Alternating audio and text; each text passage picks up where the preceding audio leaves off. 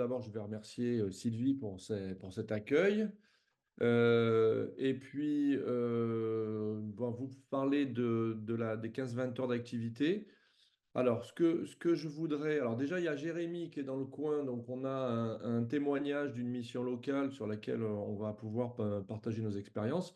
J'ai intitulé ça Partage de réflexion pour la bonne et simple raison, c'est que à l'arrivée, on est en démarrage de travail sur les 15-20 heures. Nous, on a fait un travail avec la mission locale du Pays Salonnais et donc Jérémy autour de cette question-là qu'on va vous partager. Et on a, avec le département de la Manche, commencé à travailler sur cette question des 15-20 heures sur le dispositif RSA. Et donc, c'est bien là-dessus qu'on voudrait vous proposer quelques réflexions. Voilà. Je vais beaucoup parler de concepts. Je ne vais pas tous les développer, mais sachez que de toute façon, aux éditions qui plus est, il y a le bouquin La méthode MAPI, l'ouvrage que j'ai écrit, et qui bien évidemment reprend l'ensemble de ces concepts beaucoup plus en détail. Donc je suis désolé, je vais être obligé de temps en temps de survoler des concepts, mais parce que sinon il nous faudrait peut-être deux jours, ou enfin en tout cas une grosse journée de travail autour de cette question.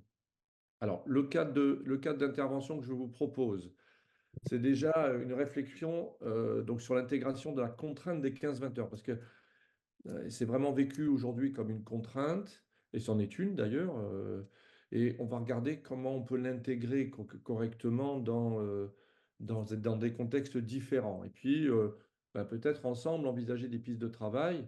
L'idée, c'est encore une fois de mettre cette contrainte au service de la réussite des parcours. On va revenir tout à l'heure dessus. Alors, en dérouler la proposition, donc reprendre le contexte assez rapidement, le cadre d'intervention, les risques et les enjeux que nous avions identifiés. Puis ensuite, regarder quels sont les ingrédients qu'on peut mettre dans la recette pour réussir l'intégration des 15-20 heures. Proposer nos deux exemples, hein, le SEG et puis le dispositif RSA. Et puis, on prendra encore 40 minutes. On avait proposé 12h30, si je me souviens bien. Bon, à voir si on a besoin d'un peu plus d'échanges. Disons que l'idée, quand même, c'est qu'au fur et à mesure que vous posiez vos questions, on puisse m'interrompre et qu'on puisse discuter aussi au fur et à mesure, hein. L'idée, c'est pas de faire un cours magistral. Voilà. Alors, premier point sur lequel moi je voulais travailler, et c'est presque un prérequis, j'allais dire, c'est on est travailleur social ou on est CIP, enfin on est cadre de l'action sociale ou de l'action d'insertion. On doit gérer le tiraillement de Malléapol, hein, et donc ce tiraillement, comme on dit, c'est je suis coincé entre les institutions, la loi, l'obligation réglementaire. C'est notre cas aujourd'hui. J'ai une direction qui, bien évidemment, a des impératifs, des obligations, doit répondre à des appels à projets, doit répondre à un cahier des charges, doit payer les salaires à la fin du mois et donc met en place des organisations spécifiques pour aller dans ce sens-là. Bien sûr, je suis tiraillé aussi par la personne accompagnée qui a des stratégies, qui parfois me fait rentrer en résonance, parfois à l'inverse, et ne fonctionne peut-être pas comme moi je fonctionne, et donc automatiquement m'embarque ou peut m'embarquer vers des champs sur lesquels j'ai pas envie d'aller. Et bien sûr, le dernier volet, c'est les valeurs, mes propres valeurs, le pourquoi je me suis engagé, ma conception du travail, etc., etc. Donc l'idée là-dessus, c'est de se dire comment rester à l'équilibre, toujours instable, quand les tiraillements sont un peu plus forts d'un côté que de l'autre. Alors, dans ce webinaire, on voit que le tiraillement, ça va être un tiraillement qui va être plutôt vers l'institution et la loi. Et donc l'idée, c'est de réfléchir à comment on peut en fait, rester à l'équilibre, en tout cas trouver un bon niveau d'équilibre entre les différents éléments, sans en privilégier plutôt un que l'autre, mais en mettant tout ça dans un système qui fonctionne. Voilà, c'était le prérequis.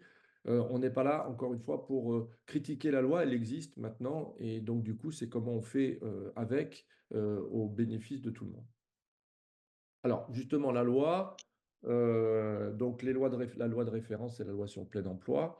Et il y a un amendement qui me paraît tout à fait intéressant, qui a été présenté au Sénat et adopté le 27 juin 2023 et qui précise énormément les choses. Et c'est pour ça que je vais m'appuyer plutôt sur cet amendement, c'est-à-dire l'amendement, le Sénat a décidé d'aller beaucoup plus loin que ce que précisait la loi initiale. Et c'est plutôt pas, enfin, c'est plutôt intéressant d'ailleurs, parce que ça nous met dans un cadre contraint qui favorise peut-être un petit peu plus le changement.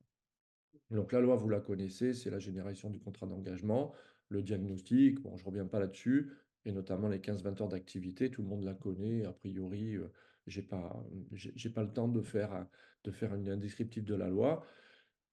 L'amendement que je trouve intéressant, ben, en fait, il précise bien les choses et il dit que effectivement, il intègre la notion d'objectif au niveau de l'insertion sociale et professionnelle. Il intègre le plan d'action, c'est-à-dire qu'en fait, on demande ce qui est un plan d'action avec des objectifs d'insertion sociale et professionnelle, qu'il y ait un suivi des engagements et donc une évaluation qui soit faite. Entre parenthèses, l'engagement, c'est entre la structure et la personne accompagnée, hein, l'institution. Et ça, c'est aussi une précision, parce que souvent, ça a flotté sur la loi de 2008 pour savoir qui c'est qui signait le contrat ou qui c'est qui s'engageait à quoi. Le référent, l'institution. Bon, là, c'est bien clair que maintenant, c'est l'institution. Et bien évidemment, ils ont reprécisé que la durée hebdomadaire d'activité demandée alors, au demandeur d'emploi ou à la personne d'accomplir, c'est au moins 15 heures. C'est minimum 15 heures. Voilà. Donc, c'est une précision importante. Et c'est un cadre qu'on va voir sur lequel je pense qu'on peut réellement s'appuyer. Alors, dès à présent, si vous le souhaitez, ce qu'on peut faire, c'est que vous notiez sur le chat les questions que vous avez qui devrait permettre de répondre au fur et à mesure. Sylvie va m'interpeller assez régulièrement pour pouvoir alors, soit répondre aux questions, soit simplement vous donner la parole parce que bah, vous souhaitez la prendre.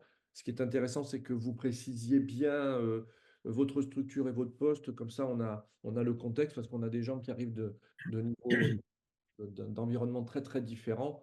Et bien évidemment, l'application de ce travail-là, où les échanges sont intéressants si on voit d'où on parle. Voilà. Et moi, pendant ce temps-là, je vais continuer mon travail. Je vois qu'il y a déjà une remarque, mais je vais essayer de pas trop les regarder parce que sinon, ça me perturbe. Voyez. Alors, quelques risques qui sont identifiés par rapport à cette question des 15-20 heures. Alors, il y en a beaucoup, mais ouais, j'en ai retenu quelques-uns. Déjà, on a remarqué, et Jérémy, qui est ici, peut témoigner de cette affaire, c'est que, en fait, les 15-20 heures, un des risques, c'est le changement de posture. C'est-à-dire que on peut rapidement devenir contrôleur des 15-20 heures, le comptable en gros, voire le sanctionneur si tu les as pas fait. Et donc automatiquement, on voit bien que la notion d'accompagnement peut être biaisée par ce sentiment de devoir systématiquement demander l'obligation des 15-20 heures. Vous devez faire les 15-20 heures et donc je vérifie si vous les avez fait ou pas. Et si vous les avez fait, ne les avez pas fait, bah, je vais devoir vous sanctionner. En tout cas, l'institution va devoir vous sanctionner. Euh, on a à peu près la même chose avec l'obligation d'activité sur le RSA, hein. Mais disons que l'idée, c'est que là, on est vraiment sur une contrainte assez forte et assez comptable, et que donc on a observé dans certaines structures ben, en fait, des biais de posture qui se mettent en place naturellement, hein. Ce n'est pas des mauvaises intentions, et qui donc changent un petit peu la relation, et c'est un petit peu le deuxième risque que moi j'ai identifié, c'est bien évidemment de se focaliser sur les moyens, faire des 15-20 heures une finalité, euh, et donc un résultat attendu, et disons, on perd le sens, et ça va être le troisième risque, quoi, hein. Là, on a un gros risque de perte de sens des activités à faire. Donc, du coup, ce qu'on a pu observer, c'est que bien évidemment, si on est sur cette focalisation des moyens, En fait, les gens, au début, vont faire les 15-20 heures, en tout cas, vont essayer de les faire. Et puis, ils vont aller sur les actions qu'on leur propose, hein, bien évidemment. Ce n'est pas nouveau, hein, vous allez me dire. Et puis, ben, ils vont décrocher. Soit ils vont décrocher physiquement, c'est-à-dire qu'ils vont plus venir, au risque de se faire sanctionner par rapport au premier risque. Soit bah, ils vont être là, mais on ne va pas pouvoir attendre beaucoup de leur participation active. Et ça, c'est un vrai problème parce que sans participation active, ben, pas d'insertion réussie. Et donc, on voit bien que la dérive peut se positionner sur un changement de relation, bien évidemment, importante. Donc, son corollaire, bien sûr, c'est la perte de sens de l'activité et donc le désengagement des personnes, hein, je viens d'en parler. Euh, et puis, bien évidemment, un des éléments aussi qu'on a vu, et notamment sur les territoires expérimentateurs, c'est que ben, on met en place une organisation. Alors, les missions locales l'ont fait, c'est-à-dire qu'elles ont fait un très, très gros effort pour présenter, proposer des activités. Et donc, on en parlera. Bah, Jérémy, si tu veux intervenir, vas-y, hein, il n'y a pas de problème, au contraire, hein. Mais disons qu'il y a un gros effort qui a été fait pour mettre en place des actions, des activités, mettre en place un planning. On va vous le présenter tout à l'heure. Sur un territoire, à l'échelon d'un territoire, ben, on a les actions de droit commun, les actions du PDI, mais effectivement, mettre en place des actions pour garantir à tous 15-20 heures d'activité sans avoir l'adhésion des personnes, et c'est le sujet dont on va parler tout à l'heure, ben, ça devient probablement une organisation qui risque de devenir pas tenable sur la durée, en tout cas déjà difficile à mettre en place et pas forcément tenable sur la durée. Voilà. Donc, on a ces risques-là. Peut-être que vous en voyez d'autres. Euh, mais disons que l'idée, c'est de dire qu'un cas d'obligation, bah, ça peut rapidement devenir compliqué à mettre en œuvre si on n'a pas, et c'est l'objet de ce webinaire-là, une réflexion systémique, stratégique, des choix de fonctionnement qui permettent de repositionner tout le monde correctement et d'intégrer cette nouvelle contrainte pour en faire quelque chose de bénéfique de préférence. Jérémy, tu veux intervenir? Oh. Pour l'instant, ça va. Après, peut-être sur le planning et tout ce que ça en découle, mais D'accord, ça va. Ouais, ouais, tout à fait, tout à fait.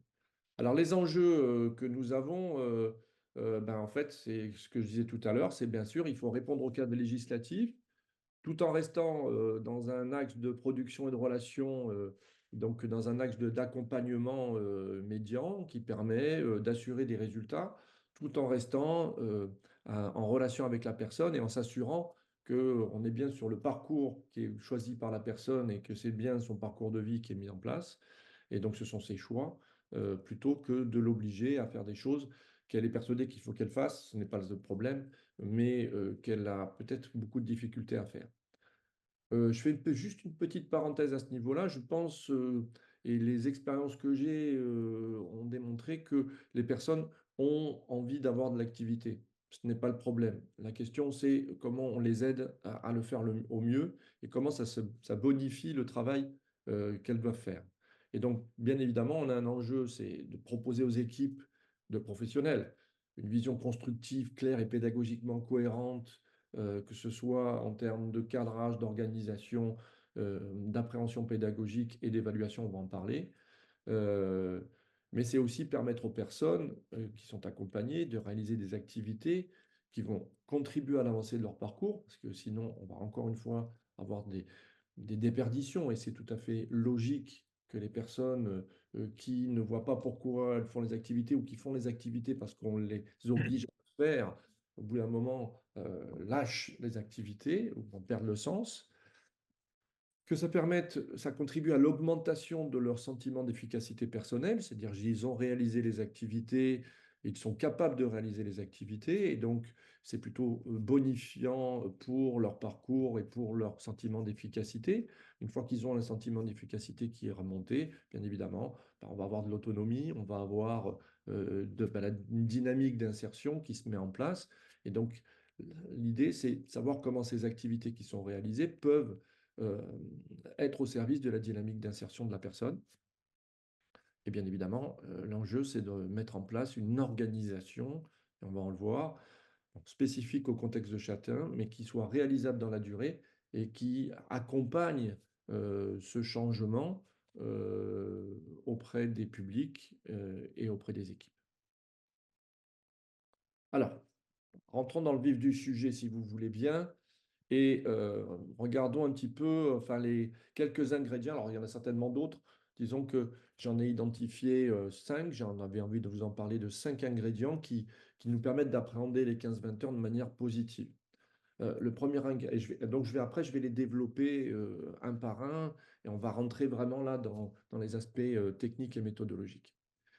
Déjà, le premier ingrédient, c'est la loi. On a une loi qui pose un cadre, et ce que je disais en introduction, c'est que ce cadre, avec l'amendement qui a été fait, est beaucoup plus précis, et c'est plutôt un bien, parce que c'est quelque chose sur lequel le praticien, la structure, l'institution va pouvoir s'appuyer pour aider les personnes à créer du mouvement, modifier leur comportement et commencer à aller vers une autre situation. Donc on est vraiment sur ce cadre pour l'accompagnement du changement, ça peut être intéressant.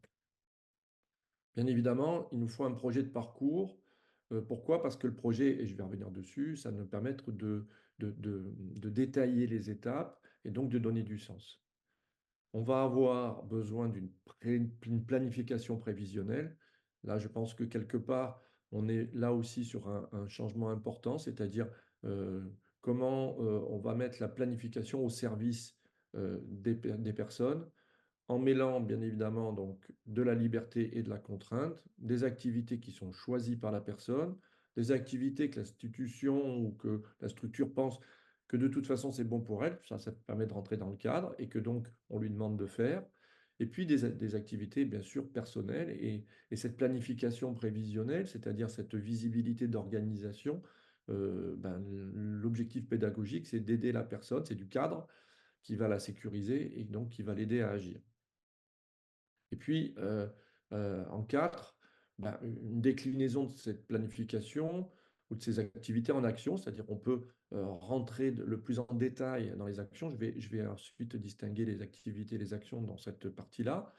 Donc, qui va permettre justement d'intégrer les notions de charge et de délai, qui va encore une fois sécuriser et susciter, générer de l'autonomie, en tout cas renforcer la capacité d'autonomie de la personne progressivement. Pour finir, un ingrédient indispensable, c'est l'évaluation, la capacité de pouvoir comparer le prévu et le réalisé, voilà, qui va permettre à la personne de augmenter son sentiment d'efficacité personnelle, naturaliser ses comportements positifs, bien évidemment, et bien sûr rentrer dans une logique de réussite. Là, encore une fois, le travail de l'accompagnateur est très important.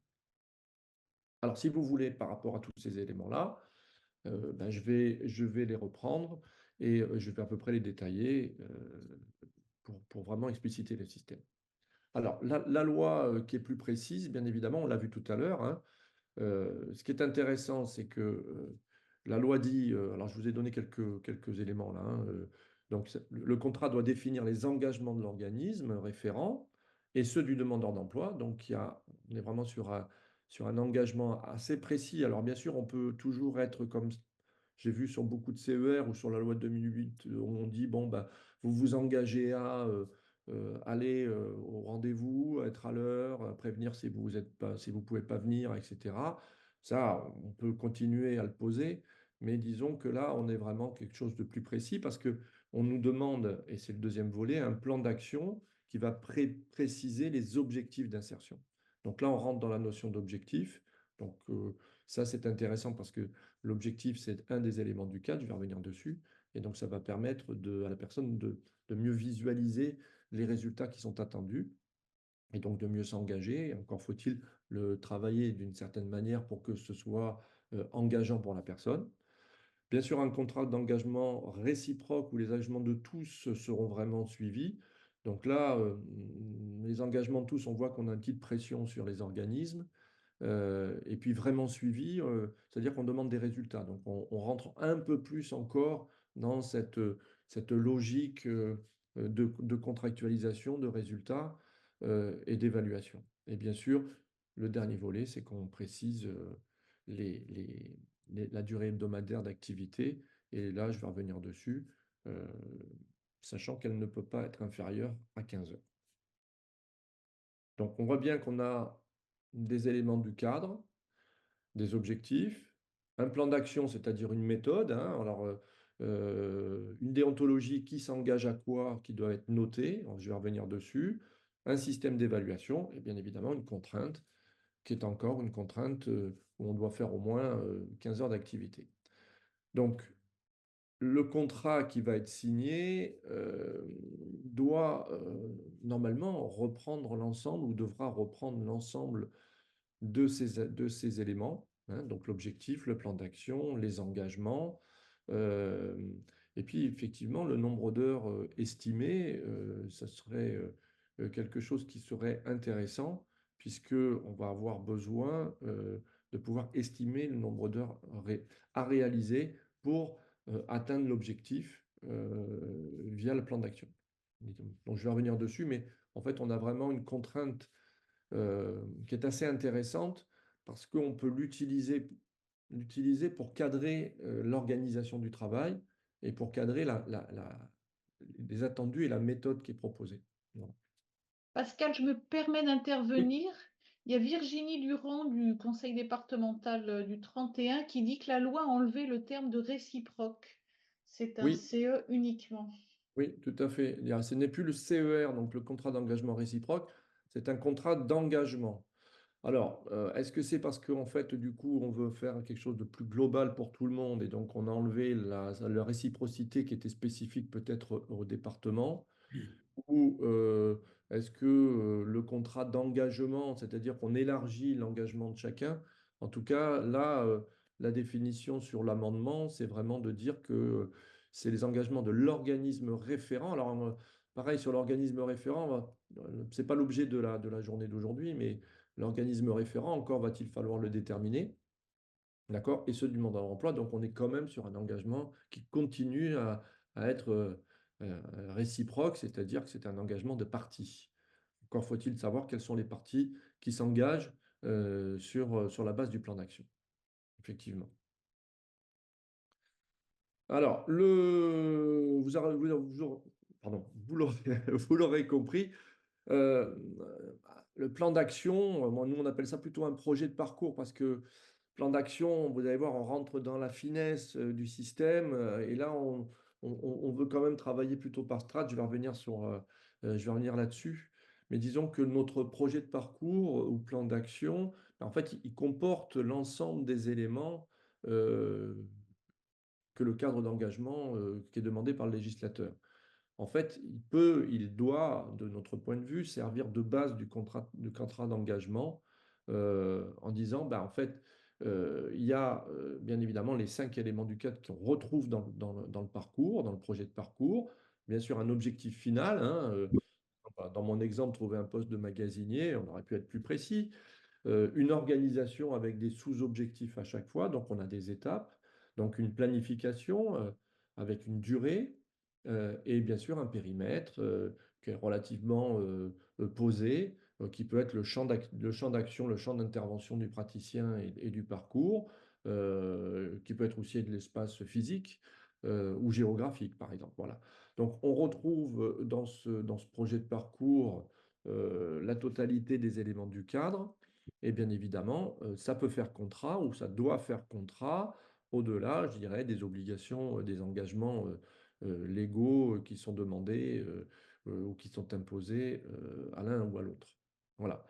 Euh, pour augmenter l'efficacité de ce travail-là, et on va y revenir, l'idée, bien évidemment, c'est que la personne construise elle-même son propre parcours, donc son propre cadre d'intervention, pour qu'ensuite elle puisse demander à l'accompagnant de l'aider dans la mise en œuvre. Bien évidemment, en faisant comme ça, on va renforcer l'autonomie de la personne, on va lui permettre d'avoir une vision de ce qu'il y a à faire, et ce sont ses choix, donc c'est elle qui a décidé, on va l'aider à rentrer dans ce qu'on appelle l'escalade d'engagement, Et donc, du coup, on va augmenter son autonomie, mais également, on va sécuriser son travail puisque le cadre étant posé, après, et on va le voir ensemble, on va pouvoir rentrer au niveau des plans d'action, on va pouvoir rentrer dans le détail pour l'aider à se structurer et à réaliser les activités qu'elle s'est engagée à faire et dont elle a une visibilité qui est en adéquation avec son organisation à l'heure actuelle. Voilà. Donc, on a vraiment ce premier volet qui est un projet de parcours qui peut représenter l'objet du contrat et qui va nous servir de base de travail collaboratif d'abord, mais aussi une base de travail d'organisation. À ce stade, je voulais aussi distinguer quand même, parce qu'on parle de plein de concepts, parcours, étapes, actions, etc. Donc, je voudrais distinguer le parcours, hein, on l'a vu. Donc, le parcours, c'est bien sûr, alors la définition du parcours, c'est la suite des activités et des décisions qui jalonnent la vie d'une personne, hein, Petit Robert 2003. Ne pas oublier les décisions, hein, le volet décision, bien évidemment. À chaque fois que la personne finit une étape, eh bien, il y a un volet décisionnaire. Est-ce que je continue? Comment je continue? Est-ce que l'objectif est toujours bon? Etc., etc. Je vais en parler tout à l'heure. Dans ce parcours, ben, bien sûr, on va retrouver des étapes, hein. Les étapes, c'est des périodes délimitées au cours de laquelle la personne accompagnée, qui est aidée par un ou plusieurs opérateurs, un ou plusieurs accompagnants, va pouvoir mettre en œuvre une série d'activités dans le but d'atteindre des sous-objectifs, on les voit ici, hein, ces sous-objectifs contribuant à l'objectif final du parcours. Donc l'étape, elle est identifiée bien sûr par elle est identifiée par ses actions qu'on va mettre en place, donc son activité, mais elle va être aussi identifiée par l'arrêt, hein, puisque une étape, c'est aussi un arrêt qui va permettre de faire le point sur la situation, d'évaluer les résultats, et puis bien sûr d'envisager, de décider de la suite à donner. Alors si je zoome encore, mon étape, je vais la décliner en activité, hein, et donc, par exemple, là, j'ai pris l'étape formation pour rester très simple. Et donc, j'ai décliné, on aurait pu l'organiser différemment, mais j'ai décliné 3 activités. Donc, participer aux enseignements pour acquérir les connaissances. L'activité 2, réaliser 3 stages en entreprise. Et l'activité 3, bien sûr, réussir ses examens pour obtenir son diplôme. Donc, on voit bien que l'objectif ici, c'est d'obtenir son diplôme. Et on va pouvoir décliner donc, le projet de parcours en étapes et chaque étape en activité. Et si je veux rentrer encore plus dans le détail, ben, chaque activité, on va pouvoir les décliner en actions. Et les actions, c'est ce que fait effectivement une personne, hein. C'est la réalisation d'une impulsion, d'une intention, d'une réalité. Donc, c'est vraiment l'élément, c'est ce que je vais faire. Donc, vous voyez, on a une hiérarchie qui se met en place. L'activité, c'est plutôt le niveau macro, au niveau de la structure, au niveau du projet. Euh, alors, si on est sur le projet de parcours, on est vraiment sur le cadre d'intervention, l'activité au niveau macro, et l'action, ça décrit vraiment comment je vais réaliser l'activité. Donc, on va pouvoir bien le décliner, et que donc, bien évidemment, ben, si je décline ça en action, après, je peux encore descendre sur les tâches, hein, ben, en fait, on voit bien, et je vais revenir dessus tout à l'heure, c'est que chaque action, ben, en fait, ça donne de la visibilité à la personne pour savoir ce qu'elle a à faire. Voilà. Donc, on voit bien que cette distinction est intéressante. Attention à ne pas confondre les actions qui sont les actions du PDI, les actions de droit commun, comme on dit concrètement, hein, d'accord, avec ben, les actions qui sont mises ici, qui sont plutôt des actions entreprises par la personne pour réaliser une activité pleinement. Donc après, on va avoir peut-être une question de vocabulaire à mettre en place. La loi dit les activités, les étapes. Voilà, il faudra quand même, je pense, à un moment donné, bien être au clair, et j'espère que ce travail-là pourra peut-être vous aider, bien être au clair sur l'utilisation des différents types de concepts qui sont utilisés ici.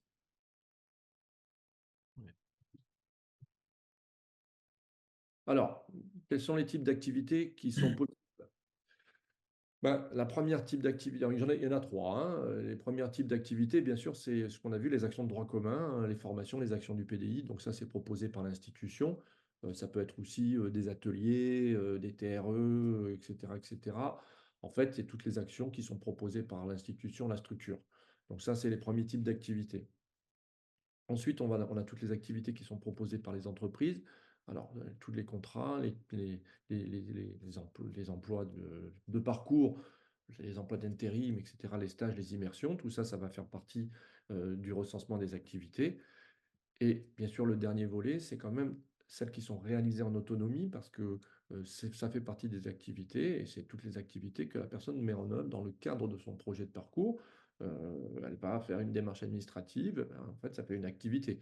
On verra comment les valoriser, comment les comptabiliser, mais bon, la question, c'est quand même c'est intéressant d'avoir ces trois éléments en tête en se disant, faire 15 heures d'activité si on prend l'ensemble des éléments. Alors bien évidemment, on ne va pas les comptabiliser de la même manière, mais en règle générale, ça devrait être plutôt atteignable, si et seulement si, bien évidemment, on arrive à engager suffisamment la personne pour qu'elle soit active sur son projet.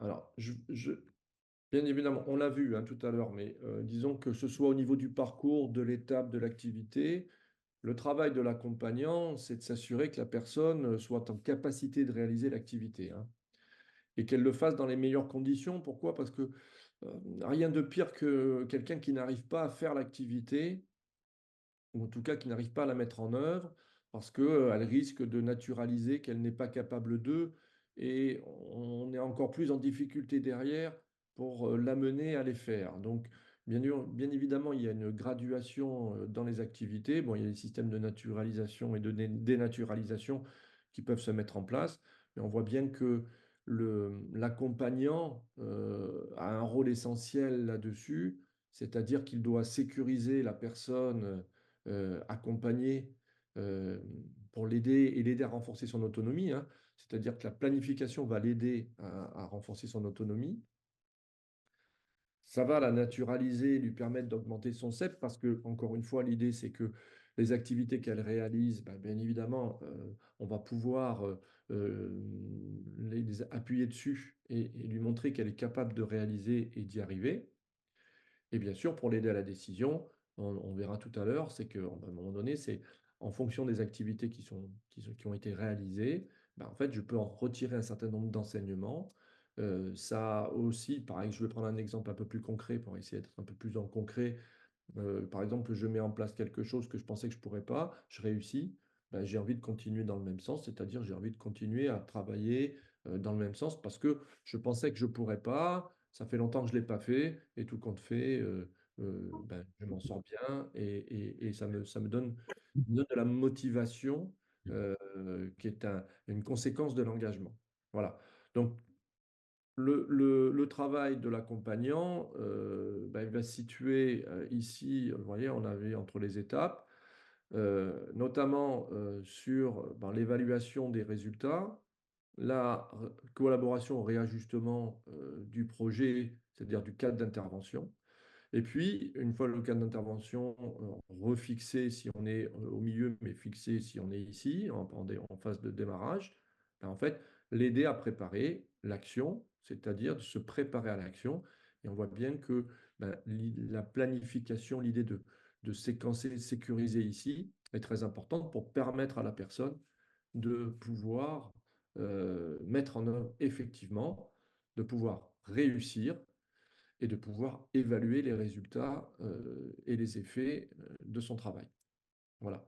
Donc, on a vraiment un positionnement d'accompagnement qui peut être très intéressant et qui se décale un peu peut-être de l'accompagnement in itinéré, c'est-à-dire au fur et à mesure quand on est opérateur. Et donc là aussi, peut-être une organisation un petit peu différente et peut-être une posture un petit peu différente du travail. Bon, on revient sur le même sujet, hein, préparation à l'action, évaluation diagnostique. Donc, on a des temps forts de travail. Aider la personne à se structurer, à planifier son activité, à poser son propre cadre. Ben, en fait, on voit bien que ça a des impacts pédagogiques intéressants et qui peuvent être très puissants sur la dynamique de parcours. Alors, ça va tout ça, c'est bon? Donc, je vais revenir sur comment on peut cadrer, parce que vous voyez, on va retrouver, on parlait tout à l'heure du parcours comme un élément du cadre de travail, mais bien évidemment, au niveau de l'activité, on va retrouver la même logique d'un cadre qui se met en place avec, bon, alors j'ai repris l'activité, réaliser son premier stage en entreprise, hein, une activité assez classique. On a décliné en action, établir la liste des entreprises d'accueil, par exemple, contacter les entreprises d'accueil, signer la convention de stage, puis ensuite réaliser le stage dans l'entreprise. Voilà, une déclinaison en action assez simple. Moi, je ne veux pas faire compliqué, mais on aurait pu faire tout à fait différemment. Et on voit bien que si j'ai donc une méthode, c'est-à-dire j'ai une façon d'organiser le travail, une façon d'organiser l'activité qui permet de donner de la visibilité à la personne et de se dire, bon, je démarre par ça, puis après je fais ça, puis après je fais ça, puis après je fais ça. Donc on est vraiment sur un élément de méthode, premier élément du cadre. On a bien évidemment une déontologie que j'ai rajoutée, bon, pas à toutes les actions, mais sur cette première action, par exemple, ben, comment on s'organise? Ben, écoutez, je vais vous proposer une liste d'entreprises d'accueil potentiel.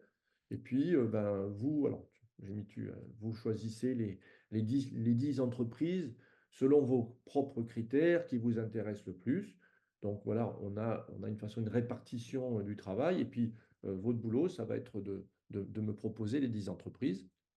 Donc, on a bien une déontologie, on a bien un périmètre, c'est bien sûr le stage en entreprise. Dans cette activité, on va s'occuper du stage en entreprise et pas d'autre chose.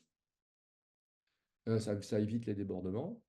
Et puis, bien évidemment, on va avoir des objectifs et des sous-objectifs. Alors, je vous ai proposé cela, mais c'est à chaque fois différent, hein. Donc, bien sûr, livrer la liste des 10 entreprises ici. Puis ensuite, ben là, une fois que j'ai contacté toutes les entreprises, il faut que j'ai échangé avec au moins 8 responsables. Moi, j'ai fixé ça comme objectif. Ça peut être moins, ça peut être plus, on peut être plus ambitieux, moins ambitieux. Mais échanger et déposer, bien sûr, son CV, mais pas simplement déposer le CV, mais échanger. Puis ensuite, ben, en fait, là, j'ai la convention de stage est signée. Et puis, bien évidemment, ben, j'ai le rapport de stage qui est finalisé à l'issue de mon stage en entreprise. Vous voyez? Et donc, en fait, on se retrouve avec un élément de cadrage qui est très intéressant et qui permet à la personne de s'organiser et donc de gagner en autonomie. Bien évidemment, ce travail-là doit être fait en amont et réajusté au fur et à mesure. Néanmoins, ça va ça?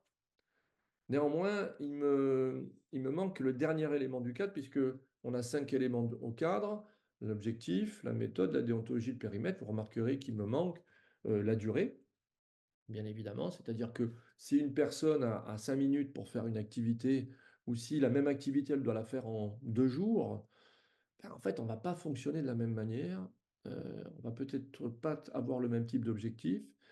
On ne va pas avoir le même type de méthode, on va essayer de trouver des solutions alternatives, etc. Hein, je ne parle même pas de procrastination, mais encore une fois, si on n'a pas ces 5 éléments et qu'on ne les met pas en cohérence les uns avec les autres, ben, en fait, il va nous manquer quelque chose. Et là, on voit bien qu'en fait, il nous manque l'élément sur la durée.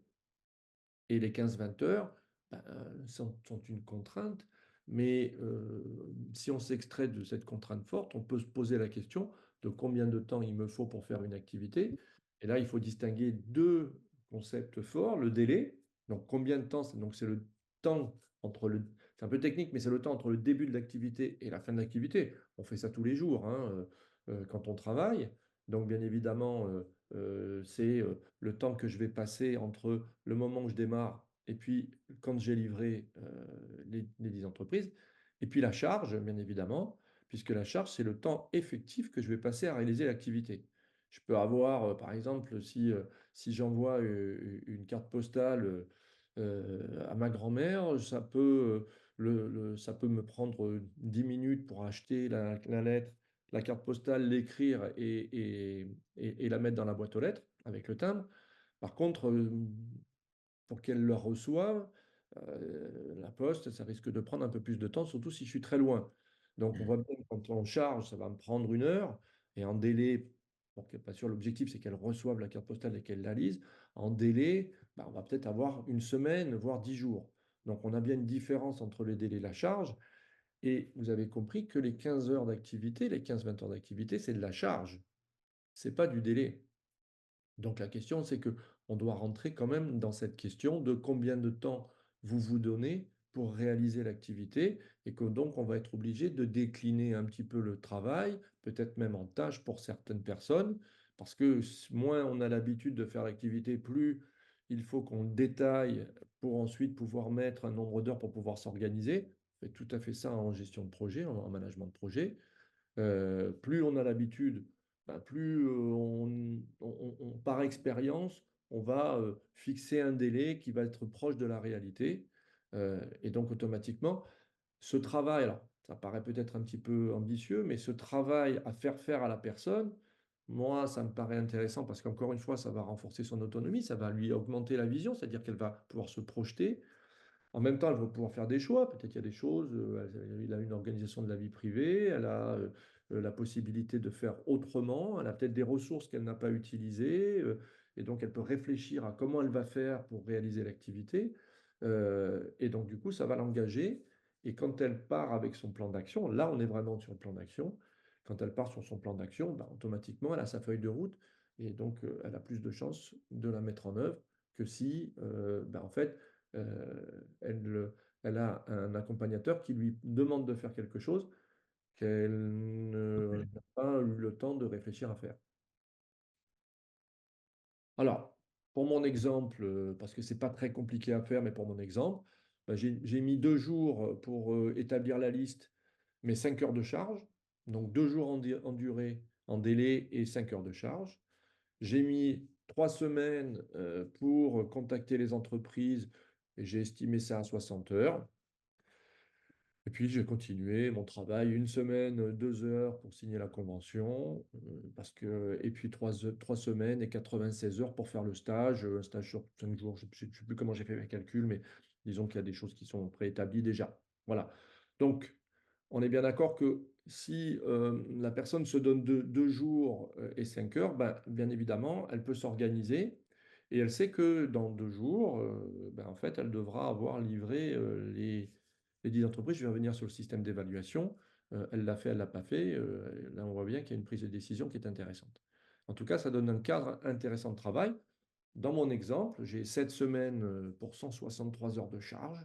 Voilà. J'ai à peu près 23 heures d'activité par semaine. Parce que bien évidemment, vous avez remarqué que ici, j'ai peu d'activités, mais par contre, ici, j'ai largement des activités qui viennent compenser la charge ici. Donc, automatiquement, je fais une moyenne et donc je vais retrouver mes 23 heures d'activité par semaine. Donc, on rentre vraiment dans ce qu'on appelle, nous, l'ingénierie de travail. Alors, bien évidemment, pour finaliser ce petit travail, en fait, je peux mettre des dates. Et par exemple, proposer à la personne de la revoir le 28 pour faire le point sur le nombre de contacts qu'elle a eu. Voire, je peux peut-être me dire, bon, écoutez, on va se revoir ici pour voir si, voilà, si j'ai besoin de cadrer un peu plus ou si la personne est un peu plus insécurisée. Voilà, on voit qu'on a des dates de jalon. On utilise les mêmes techniques sur les projets de parcours, hein. On a des dates de jalon. On se donne des rendez-vous ici, là ou là. Voilà. On va voir que ça, c'est possible sur le projet individualisé et que sur les projets collectifs, on ne fonctionne pas tout à fait comme ça, mais c'est les mêmes principes. On cadre l'activité, on aide la personne à rentrer bien dans son action, puis ensuite, une fois elle a son plan d'action, elle peut le mettre en œuvre en autonomie et on voit que ça permet vraiment une dynamique de travail.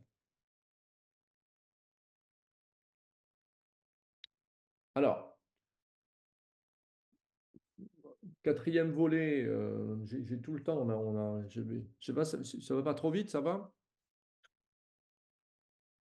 L'idée, c'est de savoir quand est-ce qu'on va sécuriser. Parce que, bien évidemment, vous avez compris qu'on déplace peut-être un petit peu le travail en disant, on prépare la personne, on se prépare, on l'aide à poser vraiment tous les éléments pour qu'elle puisse s'activer. Donc, on la sécurise pour qu'elle puisse être active. Et donc, automatiquement, après, on va, je dirais, la laisser en autonomie, en tout cas, lui permettre de développer son autonomie pour qu'elle fasse. Donc, il y a des temps sur lesquels on doit vraiment travailler fortement. Puis, si on a bien travaillé fortement sur ces temps préparatoires, ben derrière, on peut estimer, toutes choses étant égales par ailleurs, comme disait l'économiste, que la personne va pouvoir développer plus facilement les activités et les actions qu'elle s'est engagée à mettre en œuvre. Donc, pour bien sûr, quand est-ce on va pouvoir l'aider à planifier? Ben, déjà au démarrage du dispositif, hein, vous l'aurez compris. Alors, je vais prendre les deux exemples à chaque fois, SEIG et RSA. Ben, sur le SEIG, ben, c'est sur la première semaine d'accueil, hein. Cette première semaine, elle est hyper importante, hyper stratégique. Alors, elle va permettre effectivement d'engager le jeune, de comprendre qu'est-ce qu'il vient faire là, de modifier sa posture en disant, ben, moi je viens, au début je venais peut-être pour l'allocation, mais en fait je viens pour me réaliser un projet de parcours et donc je veux que vous m'aidiez et je comprends le cadre d'intervention dans lequel je suis. Donc je sais que si je viens, j'ai des activités à faire pour réaliser le projet. Et donc on a un système aussi de déontologie qui est en train de dire, ben, en fait, nous on va t'accompagner, on va t'aider à faire, c'est toi qui fais, et il y a des activités qu'on va te proposer. Certaines sont obligatoires parce qu'encore une fois, nous, on est spécialiste de la forme, donc on a la méthode, donc on sait que tu en auras besoin. Puis il y en a d'autres que c'est toi qui choisis parce que ça fait partie de ton projet. Et donc, comme ça fait partie de ton projet, ça va être utile dans ton projet. Et on va voir après comment il peut faire pour évaluer tout ce travail-là. Donc, bien évidemment, au démarrage du dispositif, bah, on a la première semaine d'accueil qui est stratégique, où la personne va pouvoir choisir son projet de parcours. On a un premier projet, une première base de travail qui va évoluer, on verra ça tout à l'heure. Et puis, bien évidemment, elle choisit les activités à réaliser dans un planning prévisionnel. Nous, on l'a mis sur 5 semaines, c'est-à-dire vraiment, vous voyez, une phase d'accueil très intéressante et très importante dans lequel en fait, on va mêler les activités puis la réflexion autour du projet, qu'est-ce que j'ai envie de mettre en place. Sur le dispositif RSA, en fait, on va se retrouver sur une phase d'accueil. Là, pareil, une phase d'accueil qui doit peut-être être un peu plus importante parce que c'est vrai qu'on a une des obligations de signature du contrat d'engagement qui n'est plus réciproque, mais qui est toujours un petit peu. Et donc la question, c'est qu'évidemment, il faut que la personne, sur cette phase d'accueil, puisse avoir étudié les projets de parcours ou les projets d'insertion possibles, en avoir choisi un, et donc, pareil, avoir choisi peut-être les actions du PDI, du droit commun, etc., les premières actions qui vont lui permettre de mettre en œuvre la première étape de ce prévisionnel, comme on l'a vu tout à l'heure. Donc, on voit bien que le démarrage, il est stratégique. C'est 70%, j'allais dire, moi, de l'enjeu du travail. Si on a bien démarré, après, derrière, tout est facilité. Si on a mal démarré, que le cadre est mal posé, que la personne, elle n'a pas compris, ou en tout cas dans quoi elle s'inscrit, et qu'elle n'a pas modifié trop son comportement, on peut continuer à travailler, mais on sait que il va falloir recommencer ça systématiquement, reposer du cadre. Donc, la première semaine est vraiment quelque chose qu'on va, nous, personnellement, vraiment bien travailler parce que toute, tout petit écart dans le cadre, toute petite dissonance crée de la perturbation sur la ligne et risque de ne pas permettre à la personne d'être suffisamment en sécurité pour démarrer. Et puis, bien évidemment, en fait, vous avez compris, au démarrage de chaque action, alors chaque étape, etc., en fait, on va aider la personne à voir comment elle va faire, toujours sur le même principe. Donc, au démarrage de l'action pour le SEIG, c'est en début de semaine, hein, on a proposé ça au conseiller mission locale et ça a plutôt bien fonctionné, c'est-à-dire, on verra ça tout à l'heure, hein, en début de semaine, en fait, les jeunes viennent et puis ils consolident le planning qui a déjà été construit. Ils peuvent le réajuster et surtout, ils peuvent questionner comment je fais pour cette activité, quand est-ce que je la fais, est-ce que je voudrais rentrer un peu dans le détail pour me donner de la visibilité. Et donc, on les réinscrit dans l'agenda et on modifie l'agenda. Sur le RSA, ça va être plutôt en début d'action. d'accord, où le déroulé des activités, c'est-à-dire la déclinaison opérationnelle de l'action. Alors, quand je parle d'action là, bien sûr, je parle de l'action de l'opérateur ou de l'étape, hein, ça va dépendre du niveau sur lequel on est. Ben, on va dérouler les activités, puis on va proposer, soit c'est l'opérateur qui va proposer ou qui va co-construire avec la personne, qui va aménager l'action, qui va individualiser l'action, mais toujours pareil, en planifiant les activités comme on l'a vu tout à l'heure, soit ça va être ce qu'on appelle ingénieré, c'est-à-dire que l'étape va être structurée par ou l'action ou l'activité. Oui, même moi, il faut que je m'habitue au concept, à l'activité. Enfin, ça va être ingénieré par le référent de parcours qui ensuite va proposer à la personne soit de le faire en autonomie, soit va l'accompagner lui-même, soit va le proposer à un collègue opérateur ou un collègue de travail. La personne ayant son cadre d'intervention, voilà, l'accompagnement est beaucoup plus simple. Pascal, excuse-moi, tu as deux questions. Oui. Une, Anne-Sophie demande si tu as une préconisation sur le temps entre le collectif et l'individuel.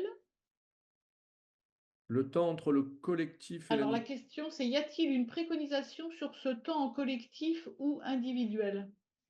On va voir ça tout à l'heure. Le temps de la phase d'accueil, c'est ça plutôt la question? Ouais, ouais, bonjour Pascal, oui, tout à fait. C'était savoir si ce temps-là privilégié avec l'équipe, avec le SEJ, devait plutôt être en mode collectif quand tu dis début de semaine, lundi, mardi, ou alors plutôt sur l'individuel parce qu'on est aussi sur un choix, enfin le projet est quand même personnel en fait. Oui. Alors, donc, comment on va revenir dessus sur le SEJ, hein, parce que alors les préconisations, c'est que en fait, ça va dépendre du dispositif. C'est pour ça qu'il faut individualiser par rapport au dispositif, par rapport au contexte dans lequel vous êtes. Sur le SEJ, nous, on a vraiment fait première semaine avec des temps, on va vous montrer ça, hein, des temps collectifs, mais bien évidemment, on fait de l'individualisation, c'est-à-dire que chaque jeune va travailler alors, sur des séances collectives, sur leurs propres objectifs, ils vont s'entraider, mais aussi faire des démarches individuelles, des activités individuelles dans la semaine. Donc, en fait, le temps, ça veut dire, alors, c'était pas si on parle de la durée, nous, on a établi sur une semaine, en disant à la fin de la semaine, ben, en fait, le jeune a choisi son projet de parcours, son premier projet, il l'a présenté aux autres, son projet individuel, et il a choisi ses activités à réaliser, c'est-à-dire qu'il a monté un premier planning, dans le planning qui était proposé, il a monté un premier planning prévisionnel en disant, ben là, je vais faire ça, là, je vais faire ci, bien sûr, tout étant modulable. Sur le RSA, la phase d'accueil, il y a un cadre pour le contrat d'engagement. Nous, on préconise quand même, compte tenu des contraintes, que ça soit sur un mois et demi, trois, quatre séances, à voir comment on peut l'organiser. Mais effectivement, il faut un temps assez court et assez dense pour pouvoir lancer la chose. Donc, il faut toujours pareil, avoir une durée qui ne soit pas trop longue en fonction de vos dispositifs pour permettre à la personne de modifier son comportement et puis de rentrer dans ce système-là, c'est-à-dire comprendre ce qu'elle va faire dans l'accompagnement et s'en saisir pour vous demander de l'aider. Mais en même temps, il faut aussi que ce ne soit pas trop long, parce que sinon, au bout d'un moment, ben, en fait, le rythme tombe. Donc, on a toujours cet aléa-là. La réponse est un peu de garçon, parce qu'il n'y a pas de réponse toute faite. Il y a des règles méthodologiques, théoriques, dans lesquelles on va pouvoir naviguer en fonction, bien évidemment, du contexte dans lequel on est. Et merci. Il n'y a pas d'autres questions? Mais Si, alors, tu as on une va autre revenir question. dessus, hein. Oui, pardon, excuse-moi, tu as une autre question, c'est quid du nombre de suivis maximum par professionnel pour bien réaliser ce type d'accueil? Oui, alors, j'ai toujours cette question, effectivement. Dans le système actuel, réaliser ce type d'accueil, c'est vrai que c'est un changement, on est bien d'accord. Après, en fonction du nombre, il y a deux choses. Le premier enjeu, c'est que si je réalise cet accueil comme ça, derrière, normalement, je vais avoir des gens qui sont beaucoup plus dynamiques et qui mettent en place ces actions. Parce que ce qui nous fait perdre du temps, c'est tous les gens qui ne font pas les actions qu'on préconise. Des fois, on travaille énormément pour proposer une action, on la propose, la personne y va, et 3 jours après, elle revient ou elle a abandonné. Donc ça nous fait perdre énormément de temps. Donc en fait, c'est un déplacement, je le dis toujours, de la charge de travail. Après, si on a beaucoup de flux, on va pouvoir privilégier peut-être du collectif parce que ça marche très très bien. Encore une fois, c'est du collectif, c'est-à-dire on met les gens ensemble pour travailler individuellement chacun sur leur projet et s'entraider entre eux. On a des petites techniques comme ça qui sont très, très opérationnelles. Si on n'a pas assez de flux, on réserve un temps sur l'accueil. Euh, Chaque semaine, on réserve un temps et comme ça nous permet de voir les gens de manière assez régulière pour préparer le travail. Toujours pareil. Après, l'enjeu, c'est que si les personnes font, on va avoir des parcours moins longs, on va avoir une impression de charge qui va être moins forte parce qu'en termes de relations, ça va être beaucoup plus simple. Et tout l'enjeu, c'est que bien évidemment, les personnes sortent assez rapidement de leur situation A pour aller sur la situation attendue qui a été fixée. Donc ça demande une recomposition des choses. On a pas mal d'exemples là-dessus où et je pourrais vous le raconter, où en fait, on obtient des bons résultats là-dessus parce que en fait, on déplace la charge. Jérémy, tu veux intervenir sur cette question de charge? Juste par rapport à la question de Madame Guérin, je crois, sur la préconisation sur le temps collectif ou individuel sur la première semaine. Nous, il n'y a plus, sur la première semaine d'accueil sur le CEJ, il n'y a aucun entretien individuel, sauf si le jeune le demande. Donc l'entretien individuel, c'est vraiment à la demande du jeune. Et d'ailleurs, c'est très rare où il demande des entretiens. C'est vraiment s'il y a des grosses problématiques sur cette première semaine d'organisation en général. Mais il n'y a plus d'entretien individuel sur cette première semaine.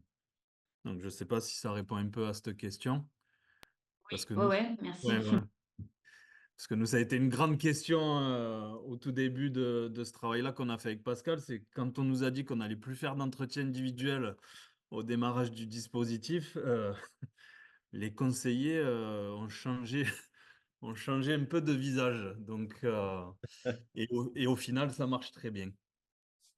Donc voilà, c'était pour répondre déjà un peu à cette question.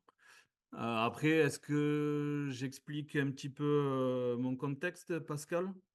Écoute, je finis parce que là, je suis sur l'évaluation, je finis, puis après, on attaque le sèche. Donc, je te donne le contexte Allez. la main après, pas de problème, si tu veux Yes. bien. Hein. Donc, je finis justement sur le 5e ingrédient qui nous semble indispensable, c'est bien évidemment l'évaluation. Alors, j'ai mis une petite phrase de Monsieur Jean-Pierre Astolfi que j'aime beaucoup. C'est que pour l'évaluation, alors j'ai mis plutôt que contrôler parce qu'on a vu que le risque qu'on aurait, ce serait vraiment de contrôler les 15-20 heures pour savoir si la personne les a fait effectivement. Là, on a un vrai risque de changement de relation, de changement de posture, et de relation qui est relativement intenable à l'arrivée, et que je ne suis pas sûr qu'elle produise les bons résultats. Mais ça reste à mesurer, hein, bien évidemment. Peut-être que ce sera la bonne solution. Par contre, l'évaluation, c'est vraiment ce qui va permettre de nourrir les décisions. C'est-à-dire qu'on évalue pour pouvoir décider derrière. Euh, et, et là, c'est vraiment un sujet qui est très intéressant. J'en ai parlé déjà jusqu'à présent. Mais bien évidemment, poser une évaluation, aider la personne à poser l'évaluation de ce qu'elle a fait, de ce que ça lui a apporté, etc., ça lui permet de prendre des décisions sur la suite de son parcours. Pour moi, c'est un élément extrêmement intéressant. Donc ça aussi, c'est un temps fort sur lequel qu'il ne faut pas négliger, au contraire, sur lequel il faut véritablement accentuer. Alors, comment évaluer? Déjà, ce qu'on peut se poser, alors là, je vais vous faire une liste un peu à l'après-vert, mais j'ai essayé de poser des choses pour vous donner des repères. Hein. C'est pas exhaustif, mais bien évidemment, ça peut faire l'objet d'une belle séance. D'ailleurs, sur la mission locale, on l'a mise en place. Alors, tu diras hein, comment vous avez aussi réajusté les principes par rapport à un principe de réalité, hein, c'est toujours pareil. Mais ça vous donne un petit peu des repères. Donc la première chose, c'est que bien évidemment, il faut, en évaluation, on compare alors le prévu, c'est-à-dire le référent, notre référent de travail, parce que si on n'a pas de référent, projet de parcours, activité, action avec les délais, etc. Donc si on n'a pas un cap de référent, on ne peut pas avoir les outils d'évaluation. Parce qu'en fait, on pose une évaluation sur rien, puisqu'on n'avait pas d'intention. Donc il nous faut une intention, il nous faut un projet, il nous faut quelque chose qu'on avait envie de faire. Et donc du coup, on va pouvoir déjà comparer, encore une fois, ce qu'on appelle un référent, le prévu, avec ce qui s'est effectivement passé, le réalisé. Et donc, quelques questions peuvent être abordées au cours de cette séance d'évaluation. Les activités ont-elles été réalisées? Première question qui me paraît intéressante. Est-ce qu'elles ont permis d'atteindre le résultat visé? C'est-à-dire, on avait prévu d'atteindre ce résultat-là, hein, par exemple, de choisir 10 entreprises qu'on doit aller cibler.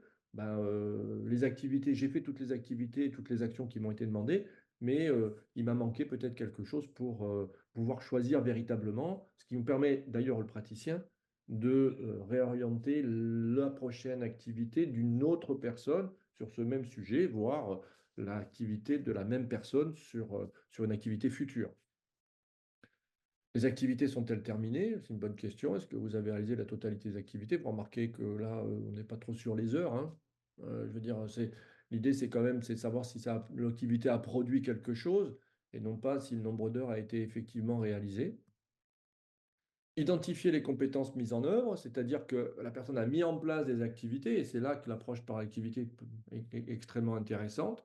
Donc, elle a développé des compétences, en tout cas, elle a réactivé pour certaines d'entre elles des compétences. Elle a peut-être mis en œuvre des compétences qu'elle avait, qu'elle a toujours eues, et que, pour lesquelles on n'a pas eu, on les voyait pas, parce qu'elle n'avait pas eu à les mettre en œuvre dans un autre contexte. Donc, quelles sont les compétences qui ont été mis en œuvre au cours de ces activités? Est-ce qu'elles sont utilisables pour le projet de parcours ou pour voir le projet professionnel? Ça peut être intéressant, hein. C'est-à-dire, est-ce que vous pouvez les réutiliser pour poursuivre dans le même sens d'autres types d'activités? À voir, est-ce que ça s'intègre dans votre projet professionnel? Et puis, en fait, quelles sont les compétences qui vous manquent éventuellement pour la poursuite de votre projet? Et que donc, du coup, comment on peut vous aider à acquérir ces compétences pour vous aider à réaliser effectivement les activités, et éventuellement peut-être à mettre en stand-by la prochaine action qu'on avait prévue, la prochaine étape, pour pouvoir créer une compétence supplémentaire, voire soutenir l'activité par une acquisition de compétences supplémentaires. Je dirais même voir peut-être que compenser le handicap par un soutien plus fort du praticien ou d'un collègue, etc., etc. Vous voyez, là, on est vraiment dans quelque chose où on doit prendre des décisions. Il n'y a pas de règles psychorigides sur cette affaire. L'idée, c'est que le travail continue à se réaliser dans de bonnes conditions et qu'on arrive à un résultat qui soit le meilleur résultat, le plus durable possible. Troisième volet, en fait, alors là, on va rentrer plutôt dans ce que nous, on appelle l'évaluation diagnostique, hein. Donc, le concept, c'est Christina de Robertis. Moi, je l'ai un peu transformé par rapport à son travail initial, mais on est vraiment sur cette séance d'évaluation diagnostique. Donc, on va évaluer les impacts des activités sur la situation de la personne, hein, puisqu'on sait que le travail est assez systémique et que donc on travaille sur, par exemple, la formation, ça a des impacts sur l'organisation de la vie privée, sur la relation familiale, etc., etc. C'est un bouleversement. Il y a peut-être des éléments de la situation des personnes qui sont arrivés et qui viennent perturber l'avancée du travail. Donc, bien évidemment, toujours penser à évaluer les impacts sur la situation des personnes. Est-ce qu'il y a une situation, des actes de progrès à l'instant de l'évaluation, c'est-à-dire où est-ce qu'on en est dans ce fameux système? Est-ce qu'il y a des éléments qui viennent perturber la situation de la personne au point que ben, en fait, elle est entravée dans la mise en œuvre des activités ou au point où, au contraire, il y a une dynamisation du parcours. Comment on fait comment ces éléments impactent la suite du projet, je viens d'en parler, d'accord? Et donc ça, c'est des éléments importants. Donc on a des outils d'évaluation diagnostique qui permettent de le faire assez facilement. Et puis ensuite, bien sûr, réajuster le projet. Donc, ben, en fait, on va prendre la décision de la suite du projet de parcours. Objectif, est-ce que l'objectif est toujours le même? Est-ce que les étapes sont toujours les mêmes? Est-ce que pour chaque étape, on est bon sur les activités et on va recommencer le travail de manière assez systémique. Et on voit bien que l'évaluation va permettre de répondre à un ensemble de questions pour s'assurer qu'on est toujours bien dans le cheminement qui avait été prévu. Si celui-ci bouge, ce n'est pas un problème. La question, c'est comment on aide la personne à poursuivre son parcours, sachant que il n'est tout sauf linéaire. Et c'est pas parce qu'on avait prévu au démarrage du contrat quelque chose qu'il doit se mettre en œuvre. Bien évidemment, si on a un contrat enfin un projet qui change énormément, on fait un avenant au contrat d'engagement, puisqu'on parle de 4 ans d'engagement, on recontractualise différemment et on poursuit le travail. Alors, quand évaluer? Toujours pareil. Donc, encore une fois, l'évaluation, c'est un outil pédagogique au service de la naturalisation. Alors, j'ai beaucoup parlé de naturalisation, hein. La naturalisation, c'est un concept qui a été créé en stratégie comportementale par Joule et Beauvois. C'est en fait, c'est la manière quand on va transformer nos actions euh, comme par rapport à nos idées. C'est-à-dire qu'en fait, si je réussis, eh ben, en fait, je suis quelqu'un qui réussit. Vous voyez, ça, c'est le lien qui est créé entre nos activités, nos comportements et nos actes, et nos idées, pardon, excusez-moi.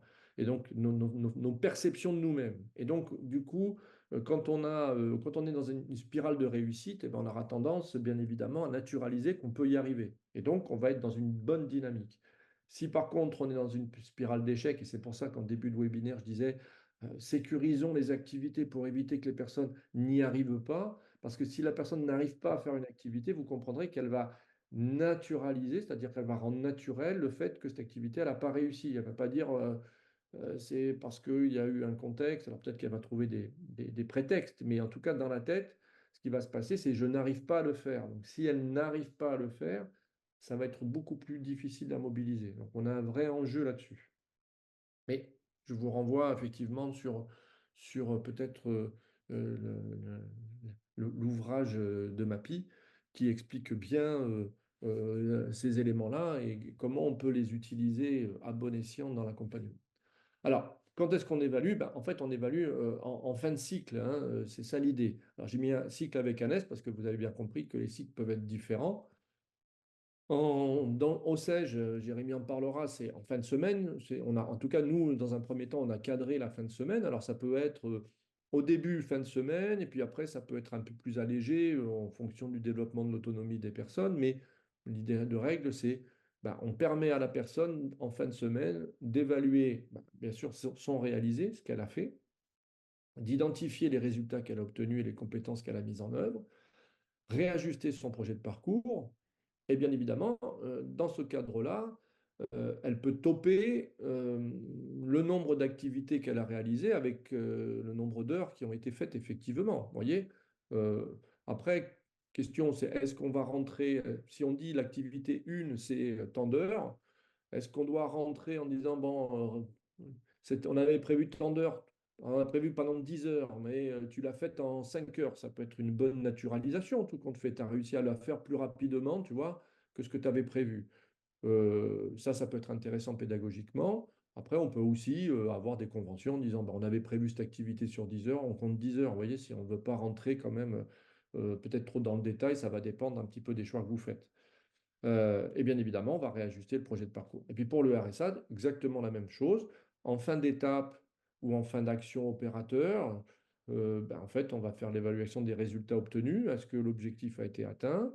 On va identifier les compétences qui ont été mises en œuvre, puis on va réajuster le projet.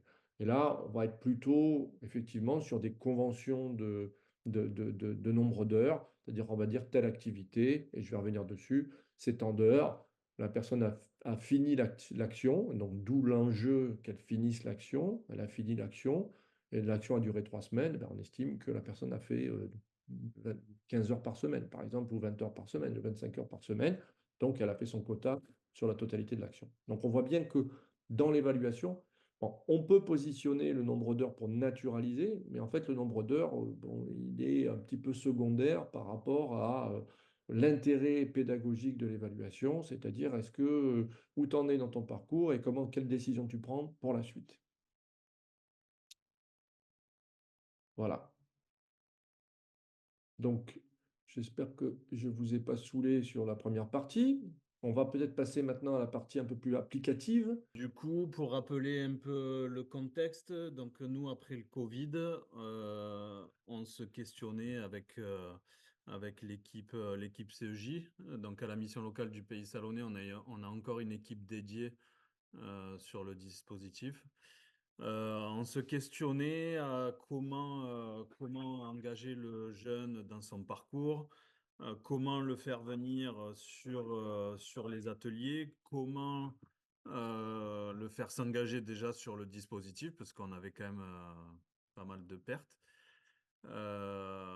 Donc voilà, donc on avait engagé cette réflexion et ensuite le CEJ est arrivé, donc ça a accentué ce travail. Et donc on a contacté Pascal pour qu'il nous accompagne sur ce travail. Donc on a réalisé une formation action qui a duré 1 an, où on a commencé par 2 ou 3 jours, il me semble, Pascal, Oui, bon, on a fait 2 jours et après 2 jours. on a fait Et un après, on se voyait une fois par mois pendant 1 an. Pour évaluer notre travail, voir ce qu'on avait mis en pratique avec les jeunes, etc. Donc on a fait de ça, c'est dégagé quand même un planning prévisionnel. Donc nous, l'idée, c'est on voulait rester sur le modèle de la garantie jeune parce qu'on trouvait que ça avait quand même une grosse plus-value, le collectif. Donc on cherchait à optimiser ce modèle-là. Sur la garantie jeune, comment on accueillait les jeunes sur le dispositif, c'est que, un peu comme partout, on faisait des entretiens individuels, on recevait le jeune, on refaisait un diagnostic, on lui reposait des questions sur le logement, sur sa santé, sur son projet, sur son budget, sur tous les éléments systémiques que peut comporter l'accompagnement. Et du coup, on avait beaucoup de pertes sur la première semaine. Et on démarrait, après les entretiens, on démarrait de suite les ateliers collectifs, travail sur les compétences, projet pro, etc. Et on avait beaucoup de pertes dès la première semaine. Donc on s'est questionné déjà sur ça. Et première remarque de Pascal, je m'en rappellerai toujours, c'est vous avez un dispositif avec du collectif et vous commencez par des entretiens individuels. Bon, effectivement, ça nous a déjà mis en dissonance, l'équipe CEJ. Donc, on a revu notre première semaine et en fait, on a tout fait en collectif. Alors, effectivement, ça a créé beaucoup d'instabilité dans l'équipe puisque quand on nous a dit qu'on n'allait plus faire d'entretien individuel, on s'est posé la question, mais comment on va connaître le jeune? Comment on va pouvoir faire son diagnostic, etc.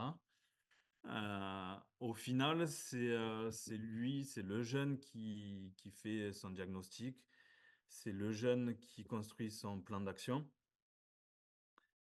et qui, du coup, choisit les actions, les étapes à réaliser, les actions à mener et les ateliers à réaliser.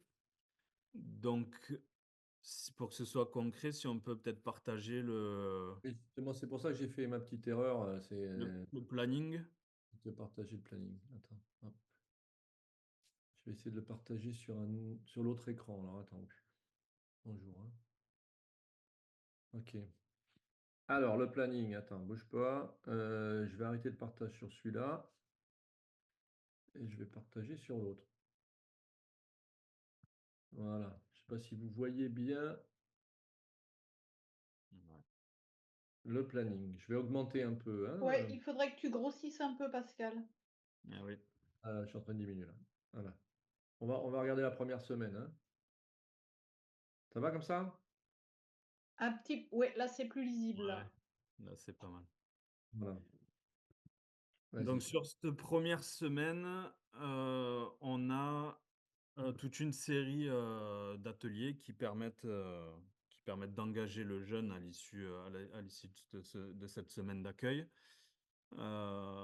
Sur l'information collective, sur la première semaine, on leur explique bien déjà qu'ils vont pas s'engager de suite, ils vont pas signer le CEJ maintenant.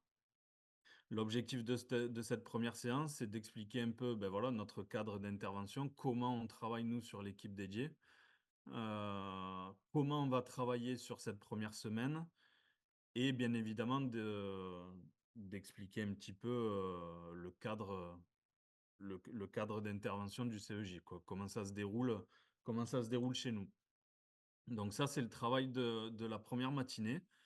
Donc notre boulot, c'est de faire en sorte qu'ils reviennent toute la semaine. Et en général, ils reviennent.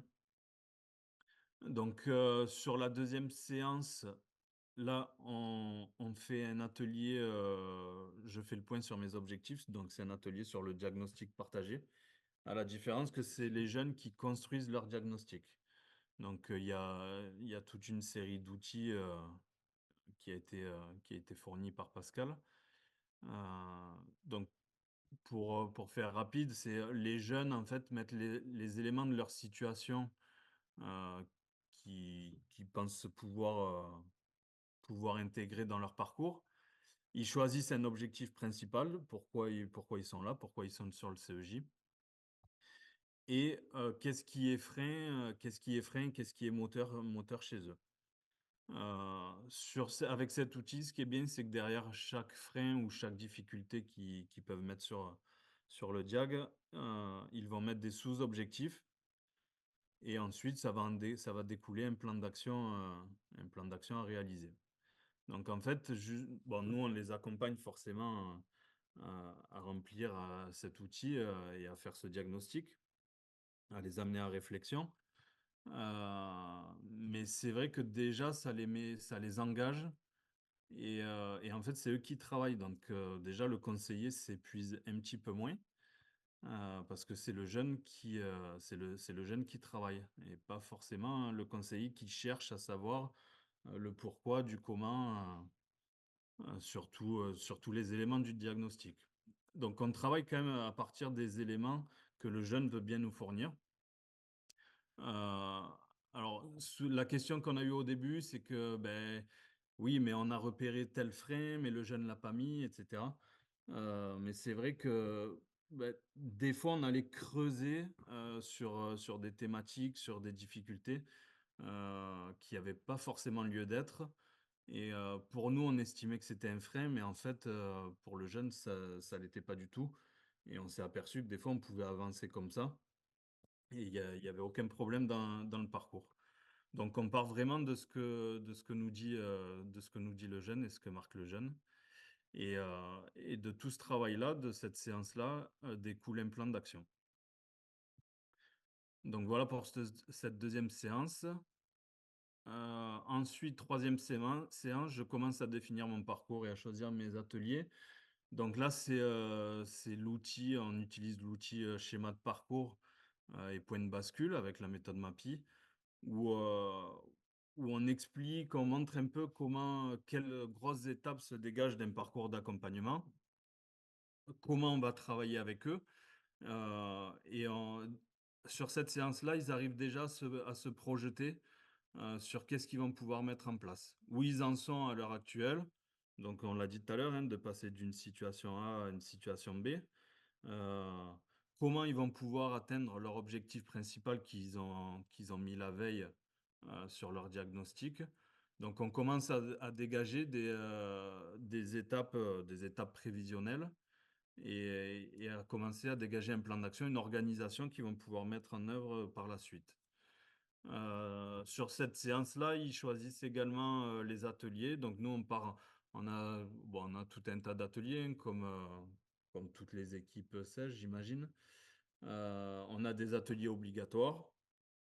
donc les ateliers en jaune que vous voyez ici. On a des ateliers à la carte que les jeunes vont pouvoir choisir en fonction du diagnostic qu'ils ont rempli, des objectifs qu'ils ont mis et du plan d'action qu'ils ont commencé à réaliser. C'est-à-dire que, bon, un exemple concret, le jeune, il nous marque sur le diagnostic l'objectif, travailler la confiance en moi, etc. S'il ne choisit pas la deuxième semaine, l'atelier gestion du stress et connaissance de soi, ça va permettre d'engager un travail avec lui, de dire pourquoi tu veux travailler ta confiance en soi, ton estime de soi, etc. Et pourquoi tu choisis pas cet atelier. Donc, on le met déjà en résonance par rapport à ses choix. Donc, et ça permet quand même, ça permet de gagner un peu de temps dans l'élaboration du parcours. Donc, voilà pour cette troisième séance. Donc, à la fin de cette troisième séance, il y a quand même un schéma de parcours prévisionnel qui se dégage. Donc, une base de travail qui commence à se mettre sur papier. Ensuite, la séance 4. Alors, séance 4, je prépare à présenter le parcours. Bon, ça, c'est plus fait en individuel s'il y en a qui en ont besoin. C'est pas une séance qu'on fait obligatoirement en collectif. Au grand désespoir de Pascal. Non. Sinon, ils le font en autonomie. Il n'y a pas de problème. Ouais, ils le font en autonomie parce qu'ils savent que le lendemain, ben, ils vont devoir présenter quand même le projet qu'ils ont défini toute la semaine. Alors, aux conseillers, à leurs collègues, aux jeunes du groupe, et aussi à moi qui est du coup chargé de projet. Donc, je viens le vendredi pour qu'ils m'expliquent un peu leur parcours, sur quels objectifs ils veulent travailler et comment ils vont s'y prendre. Donc voilà. Donc s'il y en a qui ont besoin de le préparer, ça peut se faire en individuel avec le conseiller. Et le dernier jour, ben, du coup, comme on l'a dit, ils présentent leur parcours, quels ateliers ils ont choisis, comment ils vont s'y prendre pour atteindre leurs objectifs. Et après, il y a toute la partie documents à signer, signer les contrats d'engagement, bon, les règlements intérieurs, toute la partie administrative. Bon.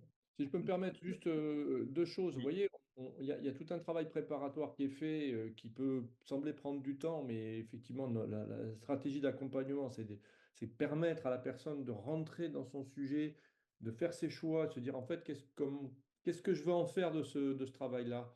Il est rentré comme il voulait, avec une attitude ou une stratégie qui est la sienne. Et l'idée, c'est progressivement l'aider à prendre conscience de tout ce qu'il peut retirer de la stratégie, enfin des outils d'accompagnement qu'on lui met à disposition, de la posture qu'on a par rapport à lui. Encore une fois, l'idée, c'est que c'est lui qui décide, c'est lui qui agit. Et nous, on est là pour l'accompagner. Et c'est lui qui, à la fin, va décider s'il veut rentrer ou pas dans le siège.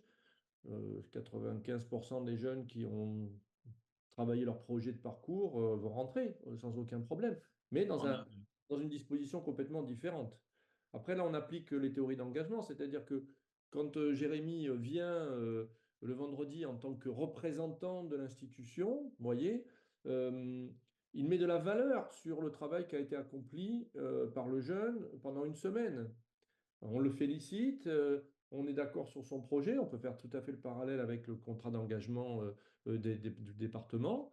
Et donc, on naturalise sa capacité de s'engager, le travail qu'il a fait, et ça va bonifier son engagement derrière. Voilà, donc on renforce l'engagement derrière.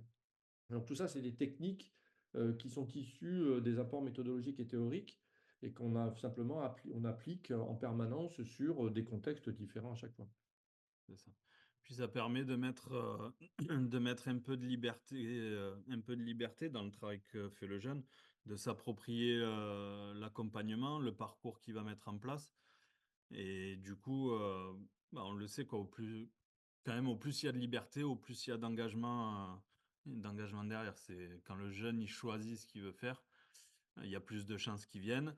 Et effectivement, on a des résultats, quoi. On a eu des résultats immédiats hein, sur les taux d'engagement.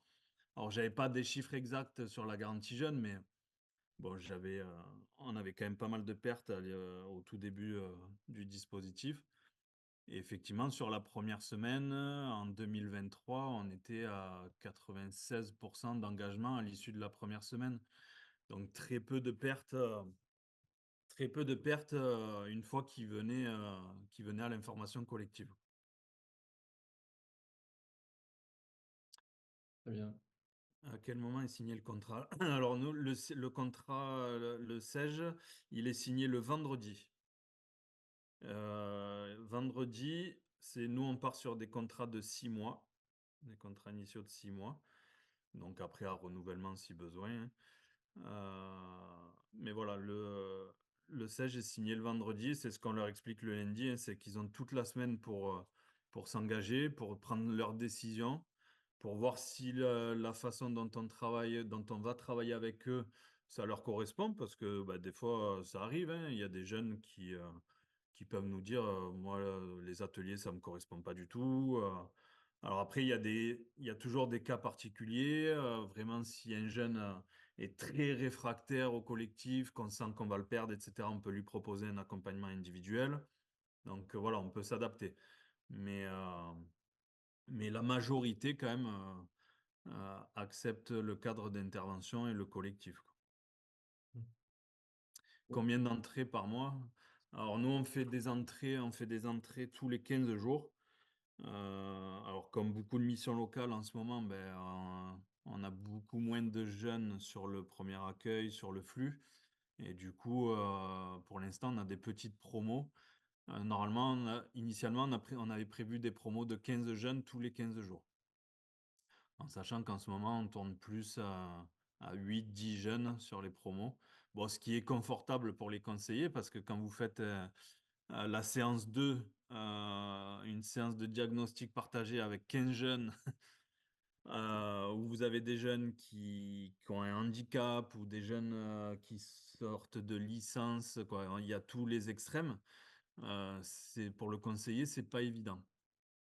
Donc sur des groupes de 8-10, c'est assez confortable. Juste, Jérémy, il y a Vanessa qui a posé la question parce qu'en fait, sa mission locale sont passées en individuel. Oui.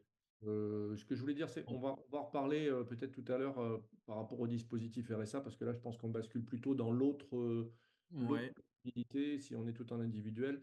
Pour Par- pour la Oui. comptabilisation des 15-20 heures et pour l'intégration des 15-20 heures, on peut travailler différemment. Mais vas-y.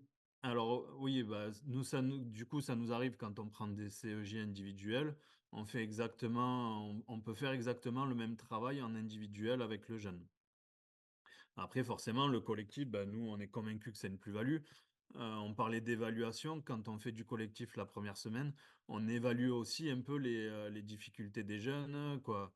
Voilà, on observe, donc il y a des choses qu'on voit en atelier, qu'on ne voit pas en entretien. Par contre, toutes ces séances, on peut les faire aussi en individuel. Après, si on parle vraiment des 15-20 heures, euh, bon, c'est une question que tout le monde se pose un peu. On n'en parle pas, etc. Euh, Nous, on part quand même sur le principe, il faut que le jeune soit en démarche. Il faut que le jeune avance dans son projet, avance sur les étapes qu'il a construites lui-même, sur les objectifs qu'il s'est fixés lui-même, et qui réalise les actions qui en découlent, mais qu'il a initialisé lui-même, quoi. Donc, à partir du moment où il avance, dans son parcours. On n'est pas très regardant s'il a fait 12 heures, 15 heures, 18 heures. Voilà, là, pour le coup, les jeunes n'y voient pas trop du sens. Des fois, au début, on en parlait, ça leur met beaucoup la pression. Pétard, mais j'ai pas fait mes 15 heures, etc. Donc, bah, du coup, quand ils se mettent la pression, bah, ils font pas trop. Donc, on est plus parti sur le discours il faut que ça avance. Peu importe les étapes, les actions que vous mettez en place, etc. Voilà, il faut que vous soyez en démarche. Il faut que vous fassiez quelque chose, quoi, pour que votre projet avance. Tu peux nous parler du cadrage de la semaine et de l'évaluation? Là, c'est les séances 6 et 7 Ouais. seulement? C'est intéressant. Ben, du coup, à la suite du travail de cette première semaine, euh, au début de l'accompagnement du collectif, donc comme l'a dit Pascal, nous, ça dure 5 semaines. Alors, des fois 4, des fois 5, des fois 6, selon les conseillers, selon ce qu'ils ont mis en place dans le planning. Mais au début, par contre, on fait des cadrages toutes les semaines et des bilans toutes les semaines. C'est-à-dire que tous les lundis matins, le groupe vient, on reprend les objectifs, on reprend le parcours euh, prévisionnel qu'ils ont mis en place.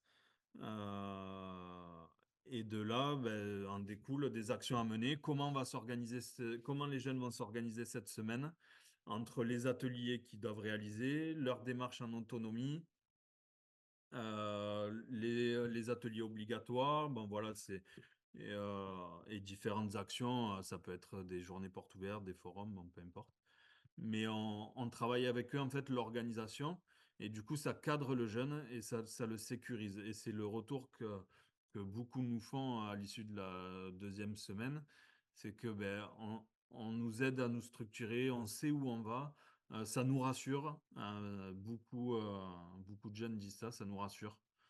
Donc du coup, on cadre la semaine comme ça. Qu'est-ce qu'ils ont à faire en fait pendant cette semaine? Et le vendredi, ben, on fait un point sur ce qu'ils ont fait. S'ils l'ont pas fait, pourquoi ils l'ont pas fait. Et après, on part ben, sur les actions suivantes, quoi.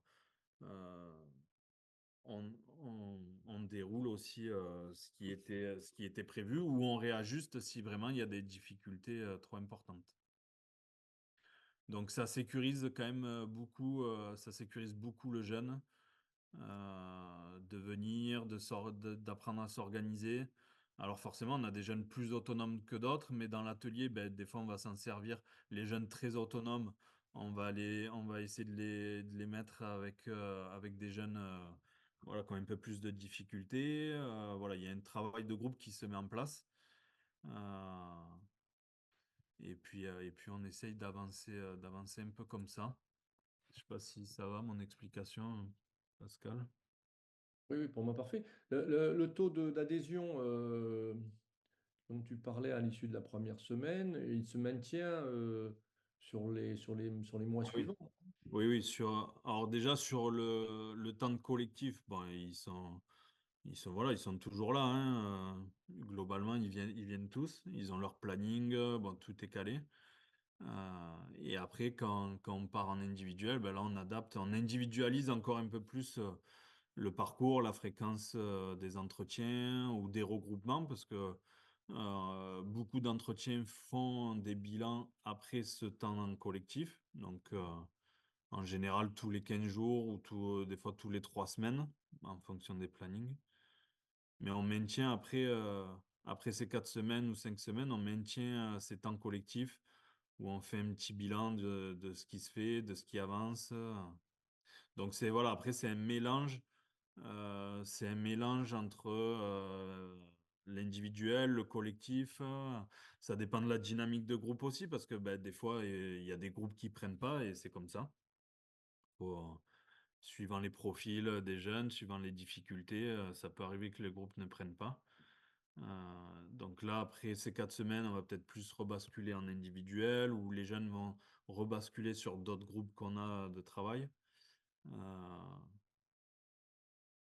Mais globalement, on a quand même une forte adhésion, quoi. Hmm. Comme on le voit là sur le planning, en fait, au bout des 5 semaines, c'est le projet de parcours qui a été consolidé qui va prendre le relais. Donc, pareil, après, c'est la mise en Mhm. œuvre des activités dans le cadre du projet de parcours, comme on l'a vu tout à l'heure et comme on va le voir tout à l'heure. Il y a une question sur le IMILO. Vous saisissez quand les situations sur Ah, IMILO? Est-ce que c'est le vendredi? Est-ce que tu utilises l'application Sage? non, alors nous, on utilise quoi? Aucun conseiller utilise l'application Sage. Après, la saisie, ça dépend vraiment des conseillers. Il y en a qui le font à la fin de la semaine, d'autres qui essayent de le faire plus régulièrement. Euh, Alors, nous, par contre, sur la première partie, sur le temps collectif, donc à la fin de la première semaine, les jeunes ont choisi leurs ateliers obligatoires à la carte, etc. Donc, notre assistante administrative va saisir tous ces ateliers et après, au fur et à mesure, mettra les absents, présents, absents, ce qui va saisir le nombre d'heures automatiquement dans Emilo. Après, les saisies, les démarches non professionnelles, elles sont saisies ben voilà, soit au fur et à mesure, soit à la fin de la semaine, suivant les conseillers. Ça dépend vraiment des conseillers, ça. Du coup, par rapport aux démarches en autonomie, comment faites-vous pour les valoriser? En entretien individuel, le jeune vous fait le retour de ces démarches. Alors, au début, c'est en collectif, hein, les cadrages et les bilans, ça se fait en collectif. Donc ces temps de cadrage et de bilan, c'est aussi des temps d'échange entre les jeunes et le conseiller, entre les jeunes eux-mêmes. Ben, des fois, ils s'entraident, mais moi, je suis allé là, moi, je suis allé voir cette entreprise, moi, j'ai fait ci, moi, j'ai fait ça. Donc ça se fait en collectif au début. Et après, ben, forcément, après l'accompagnement part un peu plus sur l'individuel. Donc, il nous fait le retour de ses démarches. Et vu qu'il a en fait, il a des actions à réaliser parce que il a construit son parcours, parce qu'il il a défini des étapes avec des délais, etc. euh, ça va se faire automatiquement en fait sur les entretiens individuels après ce temps collectif. Euh, Nous, on part du principe que pour maintenir une dynamique d'accompagnement, on doit voir à minima le jeune une fois tous les 15 jours, s'il n'est pas en situation, s'il n'est pas en stage, s'il n'est pas en intérim, en formation, etc. On doit le voir à minima tous les 15 jours pour maintenir une dynamique d'accompagnement. Après, ça dépend, ben, il y a des jeunes qui ont plus de difficultés, on va essayer de les voir une fois par semaine. Après, ça dépend aussi des profils, ça dépend des profils de jeunes. Ouais. Donc, il y a les questions qui arrivent là. Du coup, par rapport aux démarches en autonomie, comment vous faites pour les valoriser en entretien individuel? Le jeune vous fait le retour de ses démarches. Bon, ça, je pense que tu as répondu. Oui. Sans parler de l'application Sèche, du coup, donnez-vous des outils aux jeunes pour se souvenir de leur démarche. Oui. Alors, nous, du coup, bah, on a les schémas de parcours, les points de bascule. Donc, c'est des outils de la méthode MAPI qu'on se sert. Et par contre, du coup, les conseillers utilisent beaucoup des to-do list euh, qui réalisent avec les jeunes, que les jeunes font en atelier sur les cadrages, par exemple. Ils construisent leur to-do list et du coup, après, ces to-do list sont repris sur le bilan avec le conseiller. Est-ce que ça a été fait, pas fait, pourquoi? Donc voilà. Donc nous, les conseillers partent beaucoup sur les to-do list et ça marche plutôt bien. Avec les jeunes, c'est quelque chose de simple, c'est un outil très simple à mettre en pratique. Alors, il y en a qui le mettent sur leur téléphone, d'autres sur papier. Ça dépend vraiment des jeunes, quoi.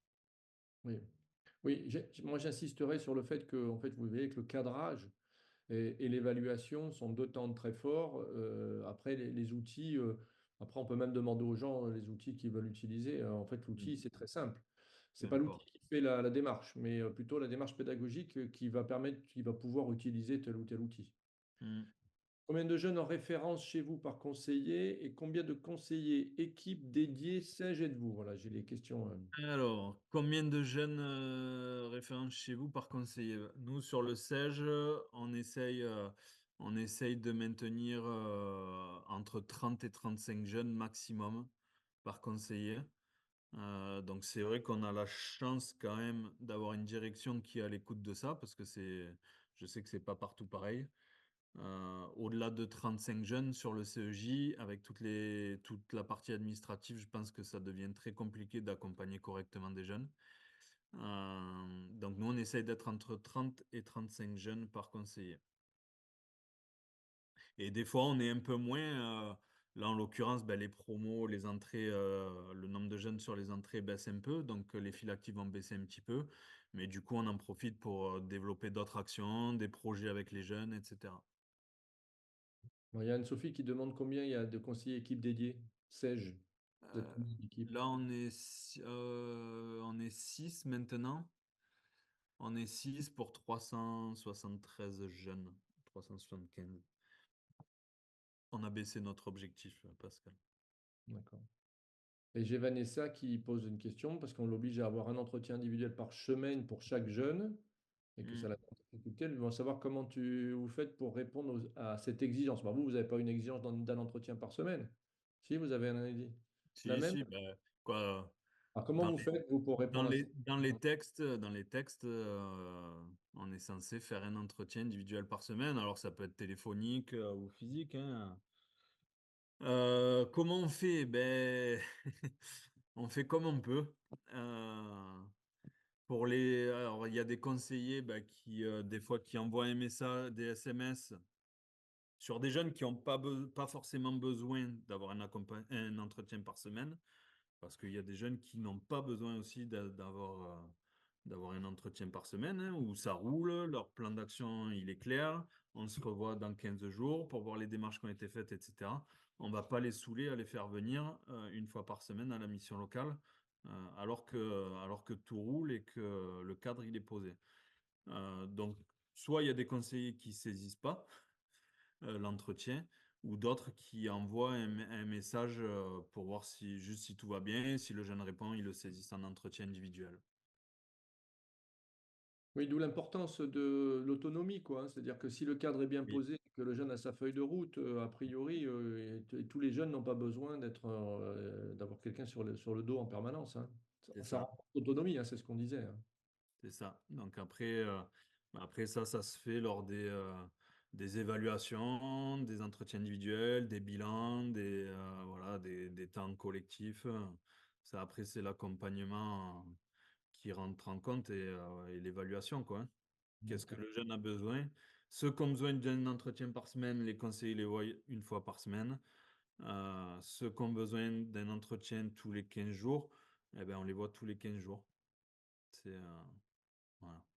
C'est la pédago qui guide Oui. la- Alors moi, le discours, il est clair, hein, il faut pas que ce soit les 15 à 20 heures, la saisie des 15 à 20 heures sur Imilo qui doit dicter l'accompagnement, quoi. Ma direction, elle est au courant, il n'y a aucun problème sur ça. De toute façon, voilà, on connaît tous les pratiques de chacun sur la saisie, etc. Chacun prend ses responsabilités, mais ça ne doit pas guider l'accompagnement non plus, quoi. Oui, d'ailleurs, Jérémy, si je peux me permettre, quand on s'est rencontrés au début, on ne parlait que des 15-20 heures. Ah bah au début du stage, oui. Hein, au niveau du SEG. Et puis, 6 mois après, cette question des 15-20 heures n'était plus abordée, quoi. Je veux dire, ça posait plus de problème, hein, à part, bien Oui. sûr, cette question de saisie, mais en règle générale, ça n'était plus une préoccupation. Enfin, ce n'était plus une préoccupation. Pourquoi? Parce que simplement, les jeunes les faisaient. Oui, tout à fait. Tout à fait. Automatiquement, si les gens font les 15-20 heures, ben, on va plus avoir de difficultés et de focalisation là-dessus, hein. Je vois Mm. le message de Vanessa qui dit que bon, la direction est plutôt sur les sanctions s'ils ne font pas les 15-20 heures. Je pense que c'est prendre le système, et ça revient sur ce qu'on disait au début, dans le mauvais sens. C'est-à-dire qu'à un moment donné, les 15-20 heures, c'est pas une obligation, c'est pas une finalité. C'est une contrainte, un moyen de poser du cadre au bénéfice du jeune et de son Eh oui. processus de changement, du jeune ou du pas jeune d'ailleurs, hein. Puis, Euh, on parle des jeunes là. Donc en fait, il faut prendre les choses dans le bon sens et pas se tromper de façon de faire les choses. Bien sûr qu'on a une direction qui a besoin de justifier que les 15-20 heures sont réalisées pour pouvoir obtenir ces financements, c'est une évidence et c'est très bien, il n'y a pas de souci là-dessus. C'est mm, vrai qu'on a une loi qui a été posée, mais encore une fois, l'idée c'est d'être bien en équilibre sur ces éléments-là. Et ça. on voit qu'on a des pistes de travail qui sont assez intéressantes et qui permettent d'utiliser le cadre pour pouvoir bonifier le travail.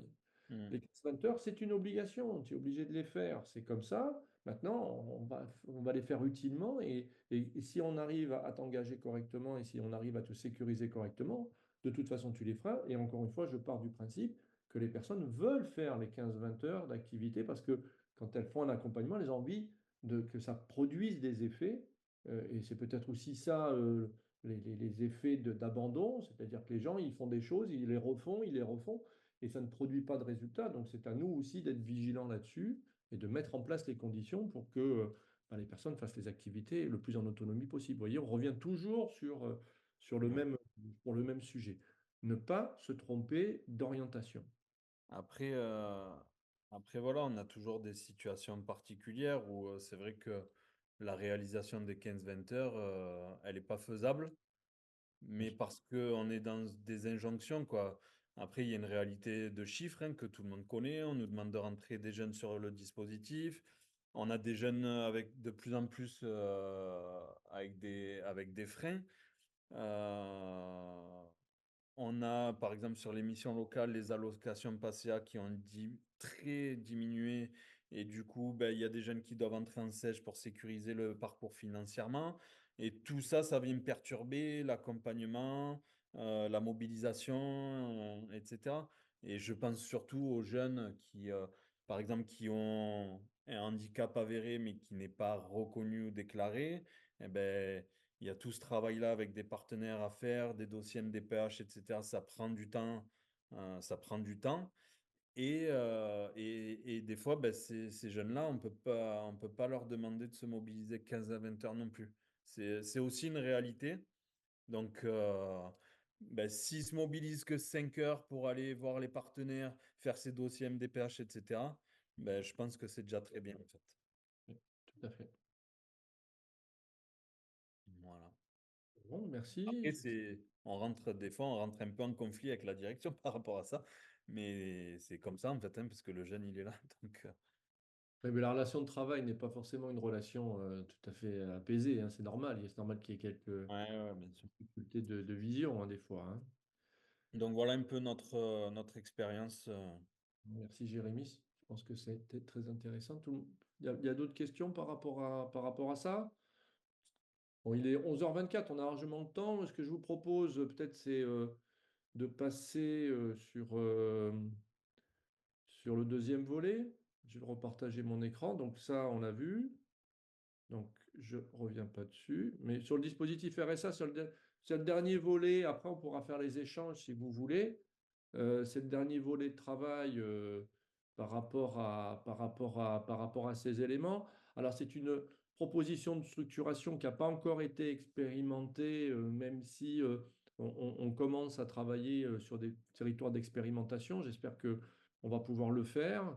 L'idée, c'est bien évidemment, toujours pareil, sur le RSA, d'avoir une phase d'accueil qui soit une phase d'accueil, vous avez compris, décisive, où on va permettre à la personne de se donner son propre cadre d'intervention et de pouvoir contractualiser. Donc, on va se retrouver, alors, ouais, je cherche ma souris. Voilà, on va se retrouver avec normalement une orientation. La personne arrive sur un premier entretien d'accompagnement avec un diagnostic et un travail de montage. Alors, vous voyez, là, il y a une itération parce que ça peut être une séance, deux séances.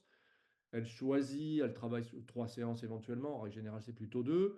Elle choisit son projet et ensuite on contractualise. Donc on fait le fameux maintenant CE et on peut démarrer le travail d'accompagnement, la contractualisation se faisant sur le projet de parcours autour duquel on va pouvoir collaborer.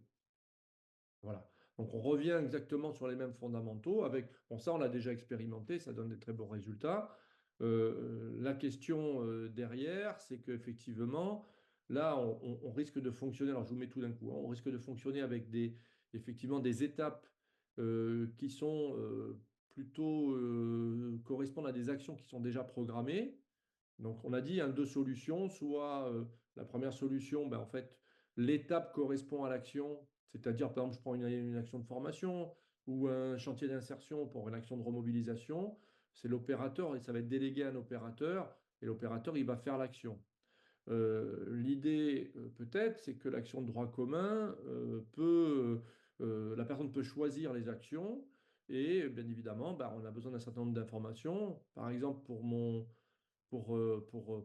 acquérir des compétences. Donc, comme on a vu tout à l'heure sur le programme, je peux avoir une action qui s'appelle validation de projet. Bon, j'ai un opérateur que j'ai appelé logistique formation, avec un objectif qui correspond bien sûr à l'objectif qui est visé. une durée, ça, normalement, on l'a, hein, de date à date. Puis ensuite, une méthode, peut-être pour que la personne soit sécurisée, qu'on dise, première semaine, on va réaliser les tâches sur le poste de travail, et puis en même temps, on va évaluer l'état des compétences. Et puis, la semaine 2, vous pourrez définir votre plan de formation, par exemple. Ce qui pourrait être intéressant, alors, c'est un petit signal à Dora, ça pourrait être intéressant que Dora travaille là-dessus, c'est-à-dire, travaille sur les objectifs, ce serait intéressant, et puis, effectivement, la charge, on voit bien que la charge estimée, ça pourrait être, par exemple, 40 heures en centre, et puis 16 heures en autonomie, donc une charge estimée totale de 56 heures, et bien évidemment, vous avez compris que si la personne rentre dans l'action et réalise la totalité des 2 semaines, la comptabilité se fait automatiquement. Un avantage d'avoir la charge estimée et éventuellement l'organisation, c'est que la personne, elle peut peut-être se projeter un peu mieux parce que on peut estimer que si elle fait une action d'insertion, ce n'est pas pour ça qu'elle doit lâcher sa vie d'avant et se consacrer totalement et entièrement à sa nouvelle situation, en tout cas au processus de changement.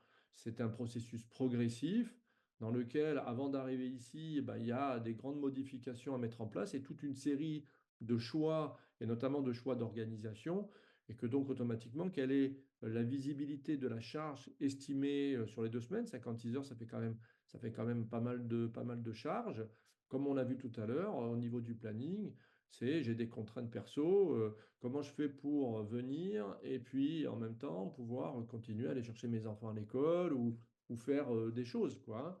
Donc, c'est là où ça peut être intéressant d'avoir une estimation de la charge et éventuellement un planning prévisionnel qui sera peut-être adaptable, comme on a vu avec le SEJ. Bon, c'est des choses qui peuvent être peut-être travaillées au niveau d'un territoire, et notamment, puisque il y a beaucoup de départements dans l'expérimentation qui vont travailler sur Dora, la possibilité de rentrer un certain nombre d'informations intéressantes, et donc peut-être que les opérateurs, enfin, le département, hein, s'il y a des départements qui nous écoutent, peuvent, avec les opérateurs, proposer un type de cadrage comme ça qui permet à la personne accompagnée de vraiment rentrer bien dans le sujet et de pouvoir avoir la liberté de décision sur un certain nombre de choses. La liberté, c'est pas est-ce que je vais sur l'action, c'est je vais pas sur l'action, hein, on l'a vu tout à l'heure. Mais la liberté, c'est comment je fais pour m'organiser, pour réaliser les activités qui me sont demandées, tout en pouvant allier mes contraintes personnelles. Voilà, donc là, la comptabilisation du nombre d'heures se fait plutôt il y a le logo qui en est, se fait plutôt sur le cadre qui a été posé, et puis ça va s'intégrer dans l'évaluation diagnostique automatiquement. Je dirais presque, il a réalisé l'activité. Bon, alors les 56 heures ont été faites. Voilà. Donc, toujours pareil, l'année d'un, on est d'accord que si ça nécessite plusieurs actions, eh ben, la comptabilisation des noms. Alors, bien sûr, si ça nécessite de combiner plusieurs actions, c'est ça l'idée, en fait, c'est ce qu'on appelle, nous, l'ingénierie, c'est-à-dire que le référent de parcours va dire, sur l'action 1, si tu vas le faire en autonomie, sur l'action 2 et 3, on va demander à la structure X de le faire, et puis sur l'action 4, tu fais ton stage, c'est l'entreprise qui sera l'opérateur. Donc là, bon, mon exemple n'est peut-être pas très bien trouvé, mais c'est un petit peu ça l'idée. Le travail préparatoire, c'est d'arriver à combiner les actions pour arriver à ce que ce soit très bien visible, que la personne puisse être bien structurée, comme on l'a vu avec Jérémy, et de pouvoir le passer d'une étape à une autre, d'une action à une autre, sans difficulté, en ayant du sens. Donc c'est encore une fois un travail préparatoire, et bien sûr la comptabilisation du nombre d'heures se fait sur le référent, éventuellement sur le réalisé, et puis bien sûr ça s'intègre dans l'évaluation diagnostique. Moi je serais plutôt pour dire la personne elle a fait la totalité de l'action, elle a obtenu le résultat, on ne va pas travailler sur le réel, on va travailler sur le prévisionnel, c'est-à-dire la charge estimée, ce qui en termes de comptabilité devrait être beaucoup plus simple. Puis en même temps, ce qui est important, encore une fois, ce n'est pas combien de temps tu as mis pour le faire, mais est-ce que tu as réussi à obtenir le résultat. Voilà. Donc à la fois les nombres d'heures, c'est la charge, c'est quelque chose qui va être structurant pour la préparation et qui peut être intéressant sur l'évaluation si on veut naturaliser.